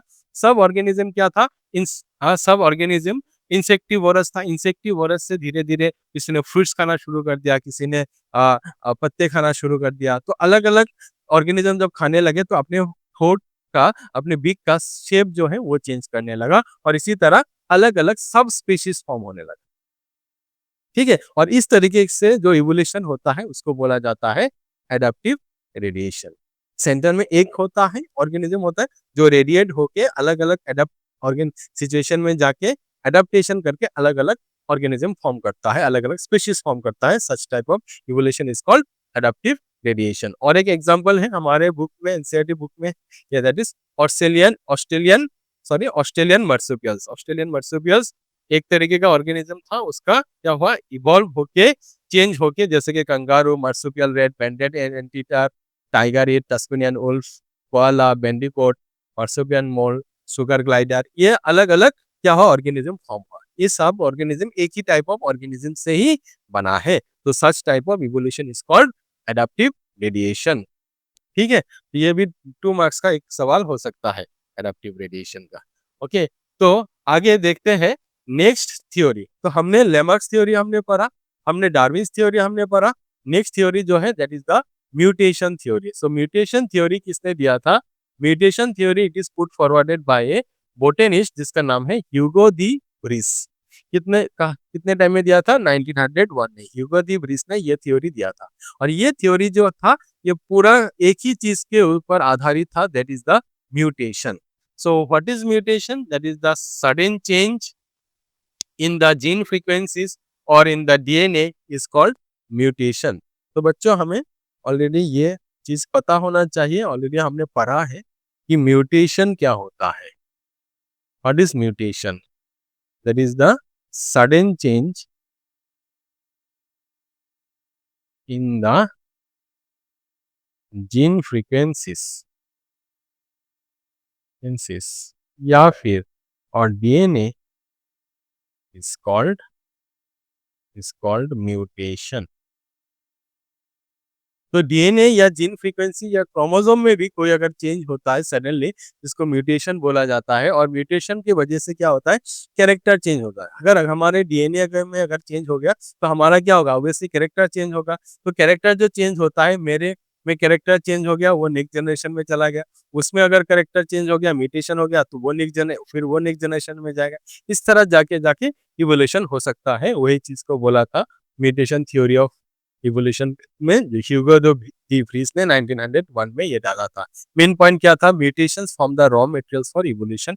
इवोल्यूशन करने के लिए, इवोल्यूशन के लिए क्या चाहिए? म्यूटेशन होना चाहिए। जब म्यूटेशन होता है तब जाके क्या होगा, इवोल्यूशन होगा। म्यूटेशंस अपीयर सडनली अपीयर होता है and produce their effect immediately. और इफेक्ट जो होता है इमीडिएटली इफेक्ट करता है। ठीक है? और क्या बताता है? Mutations can appear in all direction. Mutation सारे डायरेक्शन में क्या हो सकता है? हो सकता है, ऑल डायरेक्शन में हो सकता है। और एक सिंगल म्यूटेशन में प्रोड्यूस ए न्यू स्पीशीज। एक सिंगल म्यूटेशन से एक स्पीशीज क्या हो सकता है, फॉर्म हो सकता है। ठीक है? यही मेन पॉइंट्स था म्यूटेशन थ्योरी ऑफ इवोल्यूशन में। ठीक है? तो आगे देखते हैं next theory. Next is the modern synthetic theory of evolution. So modern synthetic theory of evolution ये किसने डाला था? जीएल स्टेबिन्स ने। जीएल स्टेबिन इन 1971 में डाला था, जो डार्विन का थ्योरी, लेमर का थ्योरी, म्यूटेशन थ्योरी सबको मिला के एक्चुअली ये थ्योरी बनाया गया था, जो हम आज एक्सेप्ट करते हैं इवोल्यूशन का मेन थ्योरी जो है। ठीक है? जो कौन से कारण है जिसकी वजह से इवोल्यूशन हो सकता है, इवोल्यूशन होता है। तो GL Stebbins in 1971 proposed the modern synthetic theory of evolution. इसका main factors of evolution, evolution का क्या क्या मेन फैक्टर्स था? First is the gene mutation. Mutation theory में जो बोला था, gene mutation, sudden change in the gene frequency, gene का सडन चेंज होता है, that is the gene mutation. उसके वजह से म्यूटेशन क्या हो सकता है, इवोल्यूशन हो सकता है। मतलब जीन का म्यूटेशन होना मतलब डीएनए का म्यूटेशन होना, डीएनए का चेंज होना, डीएनए का चेंज हो रहा है मतलब मेरा कैरेक्टर में चेंज हो रहा है, कैरेक्टर में चेंज हो रहा है मतलब मेरा फीचर्स में चेंज आ गया, वो नेक्स्ट जनरेशन में जाएगा चेंजिंग कैरेक्टर और वो जनरेशन अगेन चेंज करेगा, ठीक है? तो इस तरह अगर चेंज होता रहा तो इवोल्यूशन हो सकता है। Then changes in chromosome structure and number, chromosome का जो स्ट्रक्चर है, वो स्ट्रक्चर अगर चेंज होता है, क्रोमोसोम का स्ट्रक्चर चेंज होता है, नंबर चेंज होता है, तो उसके वजह से क्या हो सकता है? म्यूटेशन उसके वजह से क्या हो सकता है? सॉरी, इवोल्यूशन हो सकता है। सो म्यूटेशन इज़ एक फैक्टर है इवोल्यूशन का, चेंज इन क्रोमोसोम स्ट्रक्चर या नंबर ये एक फैक्टर है इवोल्यूशन का। और क्या फैक्टर है? Genetic recombination. सो जेनेटिक रिकॉम्बिनेशन मतलब जीन का रिकॉम्बाइन होना। वो कब होता है? हमें पता है कि मियोसिस सेल डिवीजन जब होता है, whenever meiosis cell division occur, this the meiosis cell division जब होता है, मियोसिस सेल डिवीजन के मियोसिस 1 स्टेज के प्रोफेज 1 स्टेज के पैकाइटिन स्टेज में, पैकाइटिन स्टेज में एक चीज होता है जेनेटिक रिकॉम्बिनेशन या फिर क्रॉसिंग ओवर होता है।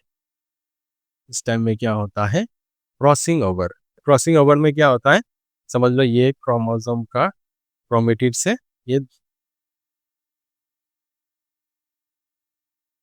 दूसरे क्रोमोसोम का क्रोमेटिड से, तो यहाँ पे क्या होता है? जीन का मिक्स होता है, मिक्स होता है, that is called crossing over. और उसके वजह से जीन का रिकॉम्बाइनेशन होता है, इसके वजह से क्या होता है? रिकॉम्बाइन होता है, मतलब कैरेक्टर मिक्स हो जाता है, चेंज हो जाता है, दैट इज कॉल्ड जेनेटिक रिकॉम्बाइनेशन। ठीक है, यहाँ पे देख सकते हैं क्रोमोसोम का क्या हुआ? रिकॉम्बाइनेशन और जी क्रॉसिंग ओवर की वजह से, क्रॉसिंग ओवर की वजह से जेनेटिक रिकॉम्बाइनेशन होता है, जिसकी वजह से दो अलग अलग क्रोमोसोम का अलग अलग कैरेक्टर मिक्स होकर एक नया कैरेक्टर बनता है, that is the genetic recombination. और फिर क्या है? Natural selection. तो natural selection is also another factor of evolution. तो नेचुरल सिलेक्शन क्या है कि नेचर हमें सेलेक्ट करेगा, उसके वजह से हमको खुद क्या करना है? चेंज करना है। नेचर के द्वारा रहने के लिए, जिंदा रहने के लिए हम खुद को क्या करेंगे? कुछ चेंजेस करेंगे, एक्सटर्नली या इंटरनली चेंज करेंगे ताकि नेचर हमें सेलेक्ट करे। अगर चेंज किया तो अल्टीमेटली वो क्या करेगा? आगे जाके इवोल्यूशन करेगा। तो इसीलिए natural selection is also the one of the factor of evolution. Then reproductive isolation. अगर ऐसा होता है कि ये दो ऑर्गेनिज्म है, ये दो ऑर्गेनिज्म है, इन दोनों ऑर्गेनिज्म में रिप्रोडक्शन पॉसिबल नहीं है। अगर रिप्रोडक्शन पॉसिबल नहीं है तो इसको हम एक एक स्पेसिस स्पेसिस समझ लो ए डैश, और इसको हम स्पेसिस ए, दो अलग अलग स्पेसिस बोलेंगे। And that is called reproductive isolation, मतलब रिप्रोडक्टिवली आइसोलेटेड होता है, दोनों के बीच में इंटरब्रीडिंग रिप्रोडक्शन पॉसिबल नहीं होता। अगर इंटरब्रीडिंग पॉसिबल नहीं होता, that means these are the different species. Okay, so ये सारे फैक्टर्स जो होता है, ये पांचों फैक्टर मिलके हमें क्या करता है? हमें देता है इवोल्यूशन देता है। ठीक है, और ये कहाँ पे बोला गया? ये modern synthetic theory of evolution में बोला गया था, जीएल स्टेविंस ने 1971 में डाला था। ये पॉइंट्स हमें याद रखना है। समझ में आ गया बच्चों? ठीक है, तो आगे बढ़ते हैं, देखते हैं दूसरा क्या है। और एक थ्योरी है, वो भी हमारे एग्जाम में पूछे जाते हैं, जैसे कि हार्डी विनबर्ग्स प्रिंसिपल। हाँ, देखो बच्चों, ये मैंने पहले भी बोला कि इवोल्यूशन में हमें रट्टा नहीं मारना, रट्टाफिकेशन इज नॉट रिक्वायर्ड हियर। तो हमें क्या है? हमें क्या करना है? समझना है, समझेंगे हम कहानी की तरह हम याद रखेंगे तो कोई भी क्वेश्चन हमें हमसे छूट नहीं जाएगा। तो हार्डी एंड विनबर्ग दो साइंटिस्ट, दोनों ने मिलके ये थ्योरी डाला था, जिसको हार्डी विनबर्ग्स प्रिंसिपल बोला जाता है। और ये प्रिंसिपल में उसने क्या बोला कि in a static population the frequency of alleles remains constant, this is called genetic equilibrium या हार्डी विनबर्ग प्रिंसिपल। कोई भी एक स्टेबल पॉपुलेशन जो है, स्टेबल पॉपुलेशन में एलीलिस का फ्रीक्वेंसी, अभी एलीली क्या है? So that is the alternative form of gene भी बोला जाता है, जीन का दूसरा अल्टरनेट फॉर्म। ठीक है, तो एलीली का जो फ्रीक्वेंसी है, नंबर जो है वो क्या रहता है? वो कांस्टेंट रहता है, और इसको हार्डी विनबर्ग इक्विली प्रिंसिपल या जेनेटिक इक्विलिब्रियम बोला जाता है। लेकिन व्हेन फ्रीक्वेंसी मेजर्ड, हम जब मेजर करते हैं, it differs from the expected value. ये वैल्यू जो एक्सपेक्टेड होता है उससे डिफर करता है, and that difference indicates the extent of evolutionary change. और वो डिफरेंस क्यों होता है? ताकि इवोल्यूशन क्या हुआ? इवोल्यूशनरी चेंज हुआ, इवोल्यूशन हुआ। तो बच्चों ये समझते हैं हार्डी विनबर्ग प्रिंसिपल। हाँ, ज्यादा कॉम्प्लिकेटेड नहीं है, ज्यादा इजी भी नहीं है। ठीक है, लगता है मेरे आँख में कुछ घुस गया है। Sorry for the disturbance. Okay, so according to Hardy Weinberg's principle, so Hardy Weinberg principle बोला जाता है इन स्टैटिक पॉपुलेशन, समझ लो ये एक एरिया है, इस एरिया में पॉपुलेशन है, ह्यूमन है, सारे ह्यूमन का पर्टिकुलर एक कैरेक्टर लेते हैं, समझ लो आईबॉल कलर। आईबॉल कलर क्या है? ब्लैक है। और क्या है? समझ लो ब्राउन है। दो कलर का है। Black is the dominant and brown is the recessive character. Dominant recessive character के बारे में हमें पता है, ठीक है। तो क्या होता है कि हार्डी वेनबर्ग प्रिंसिपल के द्वारा हिसाब से ये एक पॉपुलेशन है, स्टेबल पॉपुलेशन, स्टैटिक मतलब स्टेबल है, इसमें कुछ इधर उधर नहीं हो सकता। स्टेबल पॉपुलेशन का जितने ऑर्गेनिज्म का, कितने ऑर्गेनिज्म का ब्लैक कलर का एलील है, कितने ऑर्गेनिज्म में, कितने ह्यूमन में ब्राउन कलर का एलील है, वो क्या होगा, वो नंबर क्या होना चाहिए, फ्रीक्वेंसी या नंबर जो है वो क्या होना चाहिए, कांस्टेंट होना चाहिए। लेकिन जब हम मेजर करते हैं, एक्चुअली जब मेजर करते हैं वो कांस्टेंट नहीं रहता, वो चेंज होता है। और क्यों चेंज होता है? Because of the evolution. Evolution होता है इसीलिए चेंज होता है, ठीक है। और एक चीज समझते हैं, देख समझ लो कि इस पॉपुलेशन में एक एक एरिया है, इस एरिया में जितने भी लोग हैं, इन लोगों का आई बॉल का कलर ब्लैक है, किसी का ब्लैक है, किसी का ब्राउन है, ठीक है। ब्लैक डोमिनेंट कैरेक्टर जिसका कैपिटल बी बी या कैपिटल बी स्मॉल बी की वजह से हो सकता है, ब्राउन हो सकता है स्मॉल बी एलिल के वजह से, ठीक है। तो ये चीज हमें गौर करना है। तो समझ लो इस पॉपुलेशन में, इस यहाँ पे हाँ जित कितने लोगों का एलिलिक फ्रीक्वेंसी, एलिली क्या है, कैपिटल बी बी है, कितने लोगों का है, पी स्क्वायर का है। कितने लोग समझ लिया, पी स्क्वायर, क्योंकि हमने पकड़ा क्या, कैपिटल बी एलिली का फ्रीक्वेंसी कितना है, पी है। जब बी बी फ्रीक्वेंसी एलिलिक लेंगे तो उसका फ्रीक्वेंसी कितना है, पी स्क्वायर। और brown colour small b b कितने लोगों का है, क्यू स्क्वायर का है, ठीक है। और कैपिटल बी स्मॉल बी एलईली कितने लोगों का है, यह है 2pq लोगों का है। कितने लोगों का है, 2pq लोगों का। तो एक area, for example x area है, एक्स एक जगह है, इस जगह में जितने भी पॉपुलेशन है, सब पॉपुलेशन का हमने डाटा निकाला कि किसी का आई बॉल का, आंख का आई बॉल का कलर ब्लैक है या ब्राउन है। ब्लैक दो एलील के वजह से हो सकता है, कैपिटल बी या कैपिटल बी स्मॉल बी। और ब्राउन किसके वजह से हो सकता है एलील, स्मॉल बी। अभी कितने लोगों का कैपिटल बी एलील है, पी स्क्वायर लोगों का। कितने लोगों का capital b small b allele है, क्यू स्क्वायर लोगों का। कितने लोगों का स्मॉल बी एलील है, 2pq लोगों का। अगर इन तीनों को अगर प्लस करेंगे तो हमें क्या मिलना चाहिए, एक कांस्टेंट मिलना चाहिए, one, which is the constant. और इसी को बोला जाता है हार्डी विनबर्ग प्रिंसिपल या हार्डी विनबर्ग इक्विलिब्रियम। लेकिन जब हम मेजर करेंगे, ये हमारा एजम्पशन है कि p square plus q square plus 2pq equal to 1। लेकिन जब हम मेजर करेंगे तो हमें ये 1 नहीं मिलेगा, कांस्टेंट नहीं मिलेगा।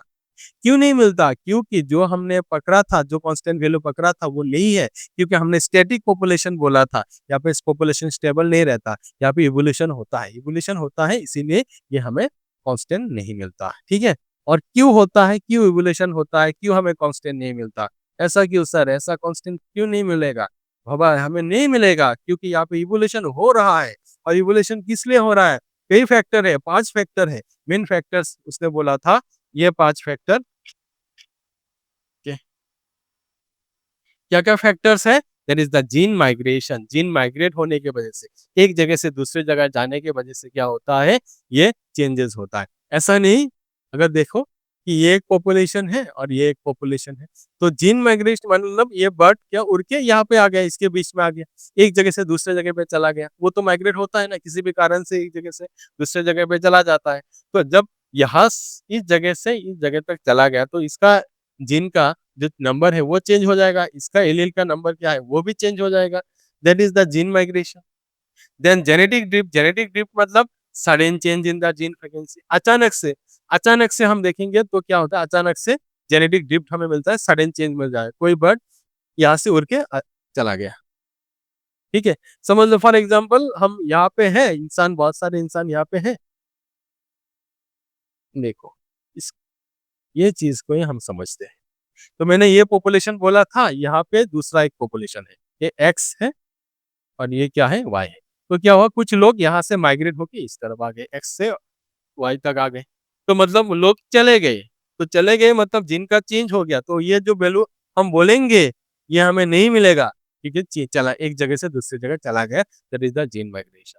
सडन देन जेनेटिक ड्रिफ्ट मतलब अचानक से क्या हुआ, भूकंप आ गया, भूकंप आने की वजह से ये दो लोग मर गए, तो मतलब इसका जीन या इसका एलील क्या हो गया, गायब हो गया। सो सडन चेंज, अचानक से चेंज हो गया जीन का फ्रीक्वेंसी, इसको हम क्या बोलेंगे, जेनेटिक ड्रिफ्ट बोलेंगे। ठीक है, समझ में आ गया। तो एक समझ लो एक जंगल में के एक एरिया में बहुत सारे क्या है, इंसेक्ट है, इंसेक्ट का पॉपुलेशन है। वहां पे भी हम गौर कर सकते हैं, इंसेक्ट का पॉपुलेशन, इंसेक्ट जा रहा है, वहां से हाथी निकल के आ गया, हाथी निकल के आया आया आया आ गया, तो क्या हुआ, एक कुछ इंसेक्ट के ऊपर ऐसे, चींटी के ऊपर हाथी ने ऐसे पैर लग गया, तो मतलब वो चींटी मर गया, तो मतलब वो चींटी का एलील भी मर गया, जीन भी मर गया, तो सडन चेंज हो गया, तो उसको हम क्या बोलेंगे, जेनेटिक ड्रिफ्ट बोलेंगे। ठीक है, ओके, नेक्स्ट क्या है, mutation. Mutation is the another factor, mutation की वजह से क्या हो सकता है, ओबियसली इवोल्यूशन हो सकता है, हमने पढ़ा म्यूटेशन। देन रिकॉम्बाइनेशन, क्रॉसिंग ओवर, थोड़ी देर पहले मैंने बोला क्रॉसिंग ओवर होता है, जीन का रिकॉम्बाइन होता है, कैरेक्टर चेंज होता है, तो क्रॉसिंग ओवर तो होता है, recombination. Then natural selection, natural select करने के लिए हम क्या करते हैं, अपने आप को चेंज करते हैं, ऑर्गेनिज्म चेंज करता है, तो ये सब चीजें तो होता है, अगर ये सब चीजें होता है मतलब इवोल्यूशन होता है, तो इवोल्यूशन होता है तो हमें जेनेटिक इक्विलिब्रियम या हार्डी विनबर्ग प्रिंसिपल नहीं मिलता। तो हार्डी विनबर्ग ने बोला था कि एक्चुअली जो इवोल्यूशन होता है इन इन 5 फैक्टर्स के वजह से होता है, gene migration, genetic drift, mutation, recombination and natural selection. ठीक है बच्चों, समझ में आ गया। तो इस तो आते आते हमारा जो वन शॉट वीडियो था, इस वीडियो के अंत तक हम पहुंच चुके हैं। हमने ओरिजिन ऑफ लाइफ से शुरू करके धीरे धीरे एविडेंस पढ़ा, एविडेंस से फिर थ्योरीज पढ़ा, थ्योरीज के बाद लास्ट में जो हमारा टॉपिक है that is origin and evolution of man. Human, हम लोगों का, ह्यूमन का ओरिजिन कैसे, कहाँ से हुआ, इवोल्यूशन कैसे कहाँ से हुआ, वो हम सीखेंगे यहाँ पे। ठीक है, तो हमारे एनसीईआरटी बुक में जो चीजें दिया गया है उसी के ऊपर आधारित करके मैंने ये चीज निकाला, ये पॉइंट हमें याद रखना है। तो हमारे कई साइंटिस्ट अलग अलग स्टेटमेंट देते हैं, जो हमारे एनसीईआरटी बुक फॉलो करता है उसी बेसिस में मैंने ये दिया है। तो इन आज से around 15 million years ago, 15 million साल पहले, 1 मिलियन मतलब कितना बच्चों, 10 लाख, 15 मिलियन मतलब 1.5 करोड़, अराउंड 1.5 करोड़ साल पहले कुछ प्राइमेट्स थे, जिस प्राइमेट्स का नाम था ड्रायोपिथेकस और ब्राह्मापिथेकस। इसमें से जो ड्रायोपिथेकस जो था वो कुछ इस तरह एप लाइक था, एप की तरह था, एंड ब्राह्मापिथेकस जो था वो कुछ इस तरह ह्यूमन लाइक था, ह्यूमन की तरह था। ठीक है, तो इसीलिए बोला गया ये रामापिथेकस जो है, इसी से क्या हुआ, ओरिजिन ऑफ मैन, मैन का ओरिजिन हुआ। ठीक है, और रामापिथेकस का इसका जो फॉसिल है, फॉसिल हमें मिला गया, हाँ, शिवालिक हिल्स में इसका फॉसिल्स मिला, हिमालय का, हिमालय का शिवालिक हिल्स, हिमालयन, हिमालय का शिवालिक हिल में ये रामापिथेकस का फॉसिल मिला, जो ज्यादातर ह्यूमन लाइक था, अराउंड 1.5 करोड़ साल पहले ये था, और इसी से हमारे ह्यूमन का ओरिजिन हुआ, और धीरे धीरे क्या होने लगा, इवोल्यूशन होने लगा। तो यही चीज बोला गया, dryopithecus was more ape like and ramapithecus was more man like, human like. ठीक है, फिर ये जो रामापिथेकस था, रामापिथेकस से ही चेंज होके इवॉल्व होके नेक्स्ट आया ऑस्ट्रेलोपिथेकस या ऑस्ट्रेलोपिथेसाइंस, ऑस्ट्रेलोपिथेकस या ऑस्ट्रेलो ऑस्ट्रेलोपिथेसाइंस भी बोला जाता है, ऑस्ट्रेलोपिथेसाइंस। ओके, सो ऑस्ट्रेलोपिथेकस जो या ऑस्ट्रेलोपिथेसाइंस जो अराउंड 2 मिलियन ईयर्स पहले था, कितना साल पहले, 2 मिलियन, 20 लाख साल पुराना था, और जो रहता था ईस्ट अफ्रीकन ग्रासलैंड में, ईस्ट अफ्रीका के ग्रासलैंड में हम ये पाए जाते थे, and they hunted with stone weapons, ये हंटिंग करता था, स्टोन वेपन्स हम देख सकते हैं, हंटिंग करता था स्टोन वेपन से, स्टोन वेपन से हंटिंग करता था, लेकिन दे प्रोबेबली एट फ्रूट, लेकिन वो खाता था, क्या खाता था, फ्रूट्स, फ्रूट्स खाते थे। ठीक है, लेकिन हंटिंग करते थे लेकिन खाते थे क्या, फ्रूट्स खाते थे। कौन, ऑस्ट्रेलोपिथेसाइंस या ऑस्ट्रेलोपिथेकस। ऑस्ट्रेलोपिथेकस का ये मतलब याद में ऐसे मत करना कि ये ऑस्ट्रेलिया में मिलता है, ये कहाँ पे मिलता था? ईस्ट अफ्रीकन ग्रासलैंड्स में मिलता था। And its fossil skull was discovered by Raymond Dart in 1925। इसका जो फॉसिल स्कल स्कल जो है ना, स्कल का फॉसिल डिस्कवर किया था 1924 में। किसने डिस्कवर किया था? रेमंड डार्ट ने। ठीक है, तो पहले था रामापिथेकस, उसके बाद क्या आया? ऑस्ट्रेलोपिथेसाइंस। रामापिथेकस कितने साल पुराना था? 15 मिलियन ईयर्स एगो। ऑस्ट्रेलोपिथेसाइंस कितना साल पुराना था? 2 मिलियन ईयर्स एगो। ठीक है, कैरेक्टर क्या क्या है, क्या क्या करता था, ये पॉइंट हमें याद रखना है। नेक्स्ट आता है होमो हेबिलिस। होमो कैटेगरी का, ह्यूमन कैटेगरी का ये फर्स्ट ऑर्गेनिज्म, इसको बोला जाता है होमो हेबिलिस, जो भी अराउंड 2 मिलियन ईयर्स साल पहले, 2 लाख साल पहले ये था, होता था होमो हैबिलिस। ठीक है, और इसका ब्रेन कैपेसिटी, ये थिंक कर सकता था, थिंकिंग कर सकता था। इसके लिए ब्रेन कैपेसिटी था कितना? Capacity 650 to 800 CC. सीसी मतलब वो बाइक वाला सीसी नहीं, कार वाला सीसी नहीं, ये क्रेनियल कैपेसिटी होता है। ठीक है, बाइक वाला वो क्यूबिक सेंटीमीटर होता है, and this CC is cranial cranial capacity. Cranial capacity, brain का कैपेसिटी। ठीक है, और ये होमो हैबिलिस भी जो था, वो भी they also did not eat meat. ये भी मीट नहीं खाते थे, ये स्टोन वेपन्स यूज करते थे, ये भी मीट नहीं खाते थे, होमो हैबिलिस। ठीक है, तो उसके बाद होमो हैबिलिस के बाद क्या आया? होमो हैबिलिस के बाद आया होमो इरेक्टस या इरेक्ट मैन, जो कि एकदम पूरा सीधा, हम जैसे पूरा सीधा है वैसे सीधा था, होमो इरेक्टस इरेक्ट मैन, जिसका फोसिल डिस्कवर किया था जावा आइलैंड में।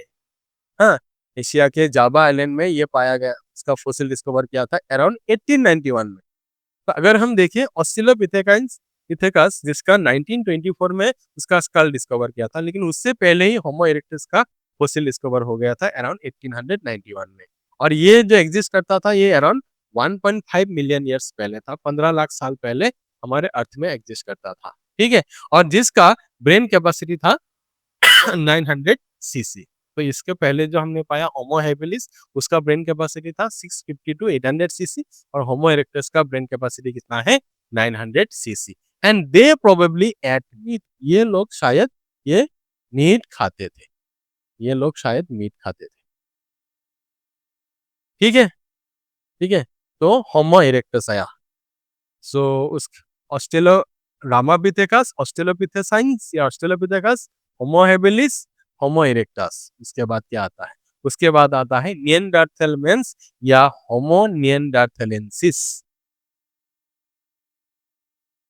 निएंडरथैलेमन या फिर होमो निएंडरथैलेंसिस।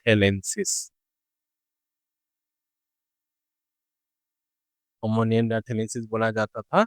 ये बहुत ही इंटेलिजेंट इंसान भी हम बोल सकते हैं, क्योंकि ये ह्यूमन का ही एंसेस्टर अगर है, ये एनिमल था जो बहुत ही इंटेलिजेंट होता था। मॉडर्न मैन हमारे जो हम जो है, हमसे भी बोला जाता था ये ज्यादा इंटेलिजेंट था, क्योंकि इसका ब्रेन का कैपेसिटी होता था 1400 सीसी, जो मैन का, ह्यूमन का अराउंड 1200 सीसी, 1250 सीसी होता है, उससे कहीं ज्यादा था, 1400 सीसी था इसका ब्रेन कैपेसिटी। ठीक है, और ये अराउंड एग्जिस्ट करता था 1 लाख टू 40,000 ईयर्स पहले, से 40,000 साल से 1 लाख साल पहले ये एग्जिस्ट करते थे। और ये ज्यादातर रहता था ईस्ट एंड सेंट्रल एशिया में, एशिया में मिलता था, eastern Asia and central Asia में मिलता था। And they buried their and they buried people to protect their bodies and buried their dead bodies. तो ये क्या करता था, जो डेड बॉडी जो मरते थे ना, उसको ऐसे, उनको ऐसे क्या किया जाता था, जमीन पे ऐसे खोद के रखा जाता था, जो आजकल हम जो करते हैं। हाँ, हम जो मरने के बाद जमीन को खोद के वहां पे रखा जाता है, वैसे हम करते, वो लोग करते थे सेरेमनियल बरियल करते हैं, वो सेरेमनी करके, वो प्रोसेस करके फिर ऐसे किया जाता था। ठीक है, ये निएंडरथैल मैन करते थे। ठीक है, समझ में आ गया? ओके, देन लास्ट उसके बाद आया Homo sapiens, that is the human. Homo sapiens आया, और होमोसेपियंस कब आया? ड्यूरिंग आइस एज, जब आइस पड़ता था, सालों साल आइस पड़ता था, उस टाइम में अराउंड 75,000 टू 10,000 ईयर्स एगो, 75,000 पहले ही होमो सेपियंस का इवॉल्व हो गया था। अराउंड 10,000 साल पहले सब होमो सेपियंस का इवॉल्व हो चुका है। ठीक है, ये Homo sapiens arose in Africa and moved across the continents. Homo sapiens का एरा वो ओरिजिन कहाँ पे हुआ? ओरिजिन हुआ अफ्रीका में, और वो मूव किया पूरे अलग अलग कॉन्टिनेंट में मूव करने लगा। ठीक है, अराउंड 75,000 ईयर्स पहले। ओके, और हमें हमें अगर साइंटिस्ट ने बहुत सारे रिसर्च करके देखा कि हमारे होमो सेपियंस वो पहले क्या करते थे, केव आर्ट करते थे, केव में ऐसे आर्ट करते थे, जो आर्ट अराउंड अराउंड 10,000 ईयर्स पहले ही मिला था। मतलब 10,000 ईयर्स पहले से ही वो केव आर्ट करते थे। और agriculture began around 10,000 years ago. Agriculture करना, खेती बाड़ी करना 10,000 साल पहले ही शुरू हो चुका था। And then human settlement started. फिर ह्यूमन सेटलमेंट, बस्ती बनाना, गांव बसाना ऐसे शुरू हो गया था। ठीक है, अराउंड 10,000 साल पहले। तो अगर हम सीक्वेंस अगर देखें तो origin and evolution of human का अगर हम सीक्वेंस देखें तो पहले आया था हमारा रामापिथेकस,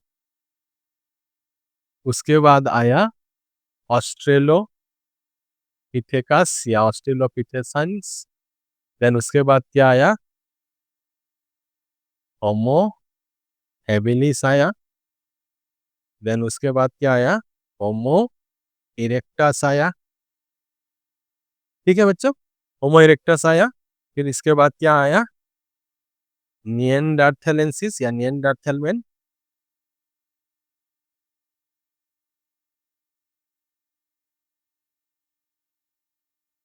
निएंडरथल मैन। और उसके बाद आया क्या? होमो सेपियंस। ओके, सो ये है sequence. Australopithecus, Ramapithecus, Australopithecus, homo habilis, homo erectus, Neanderthal man and homo sapiens. तो ये हम देख सकते हैं।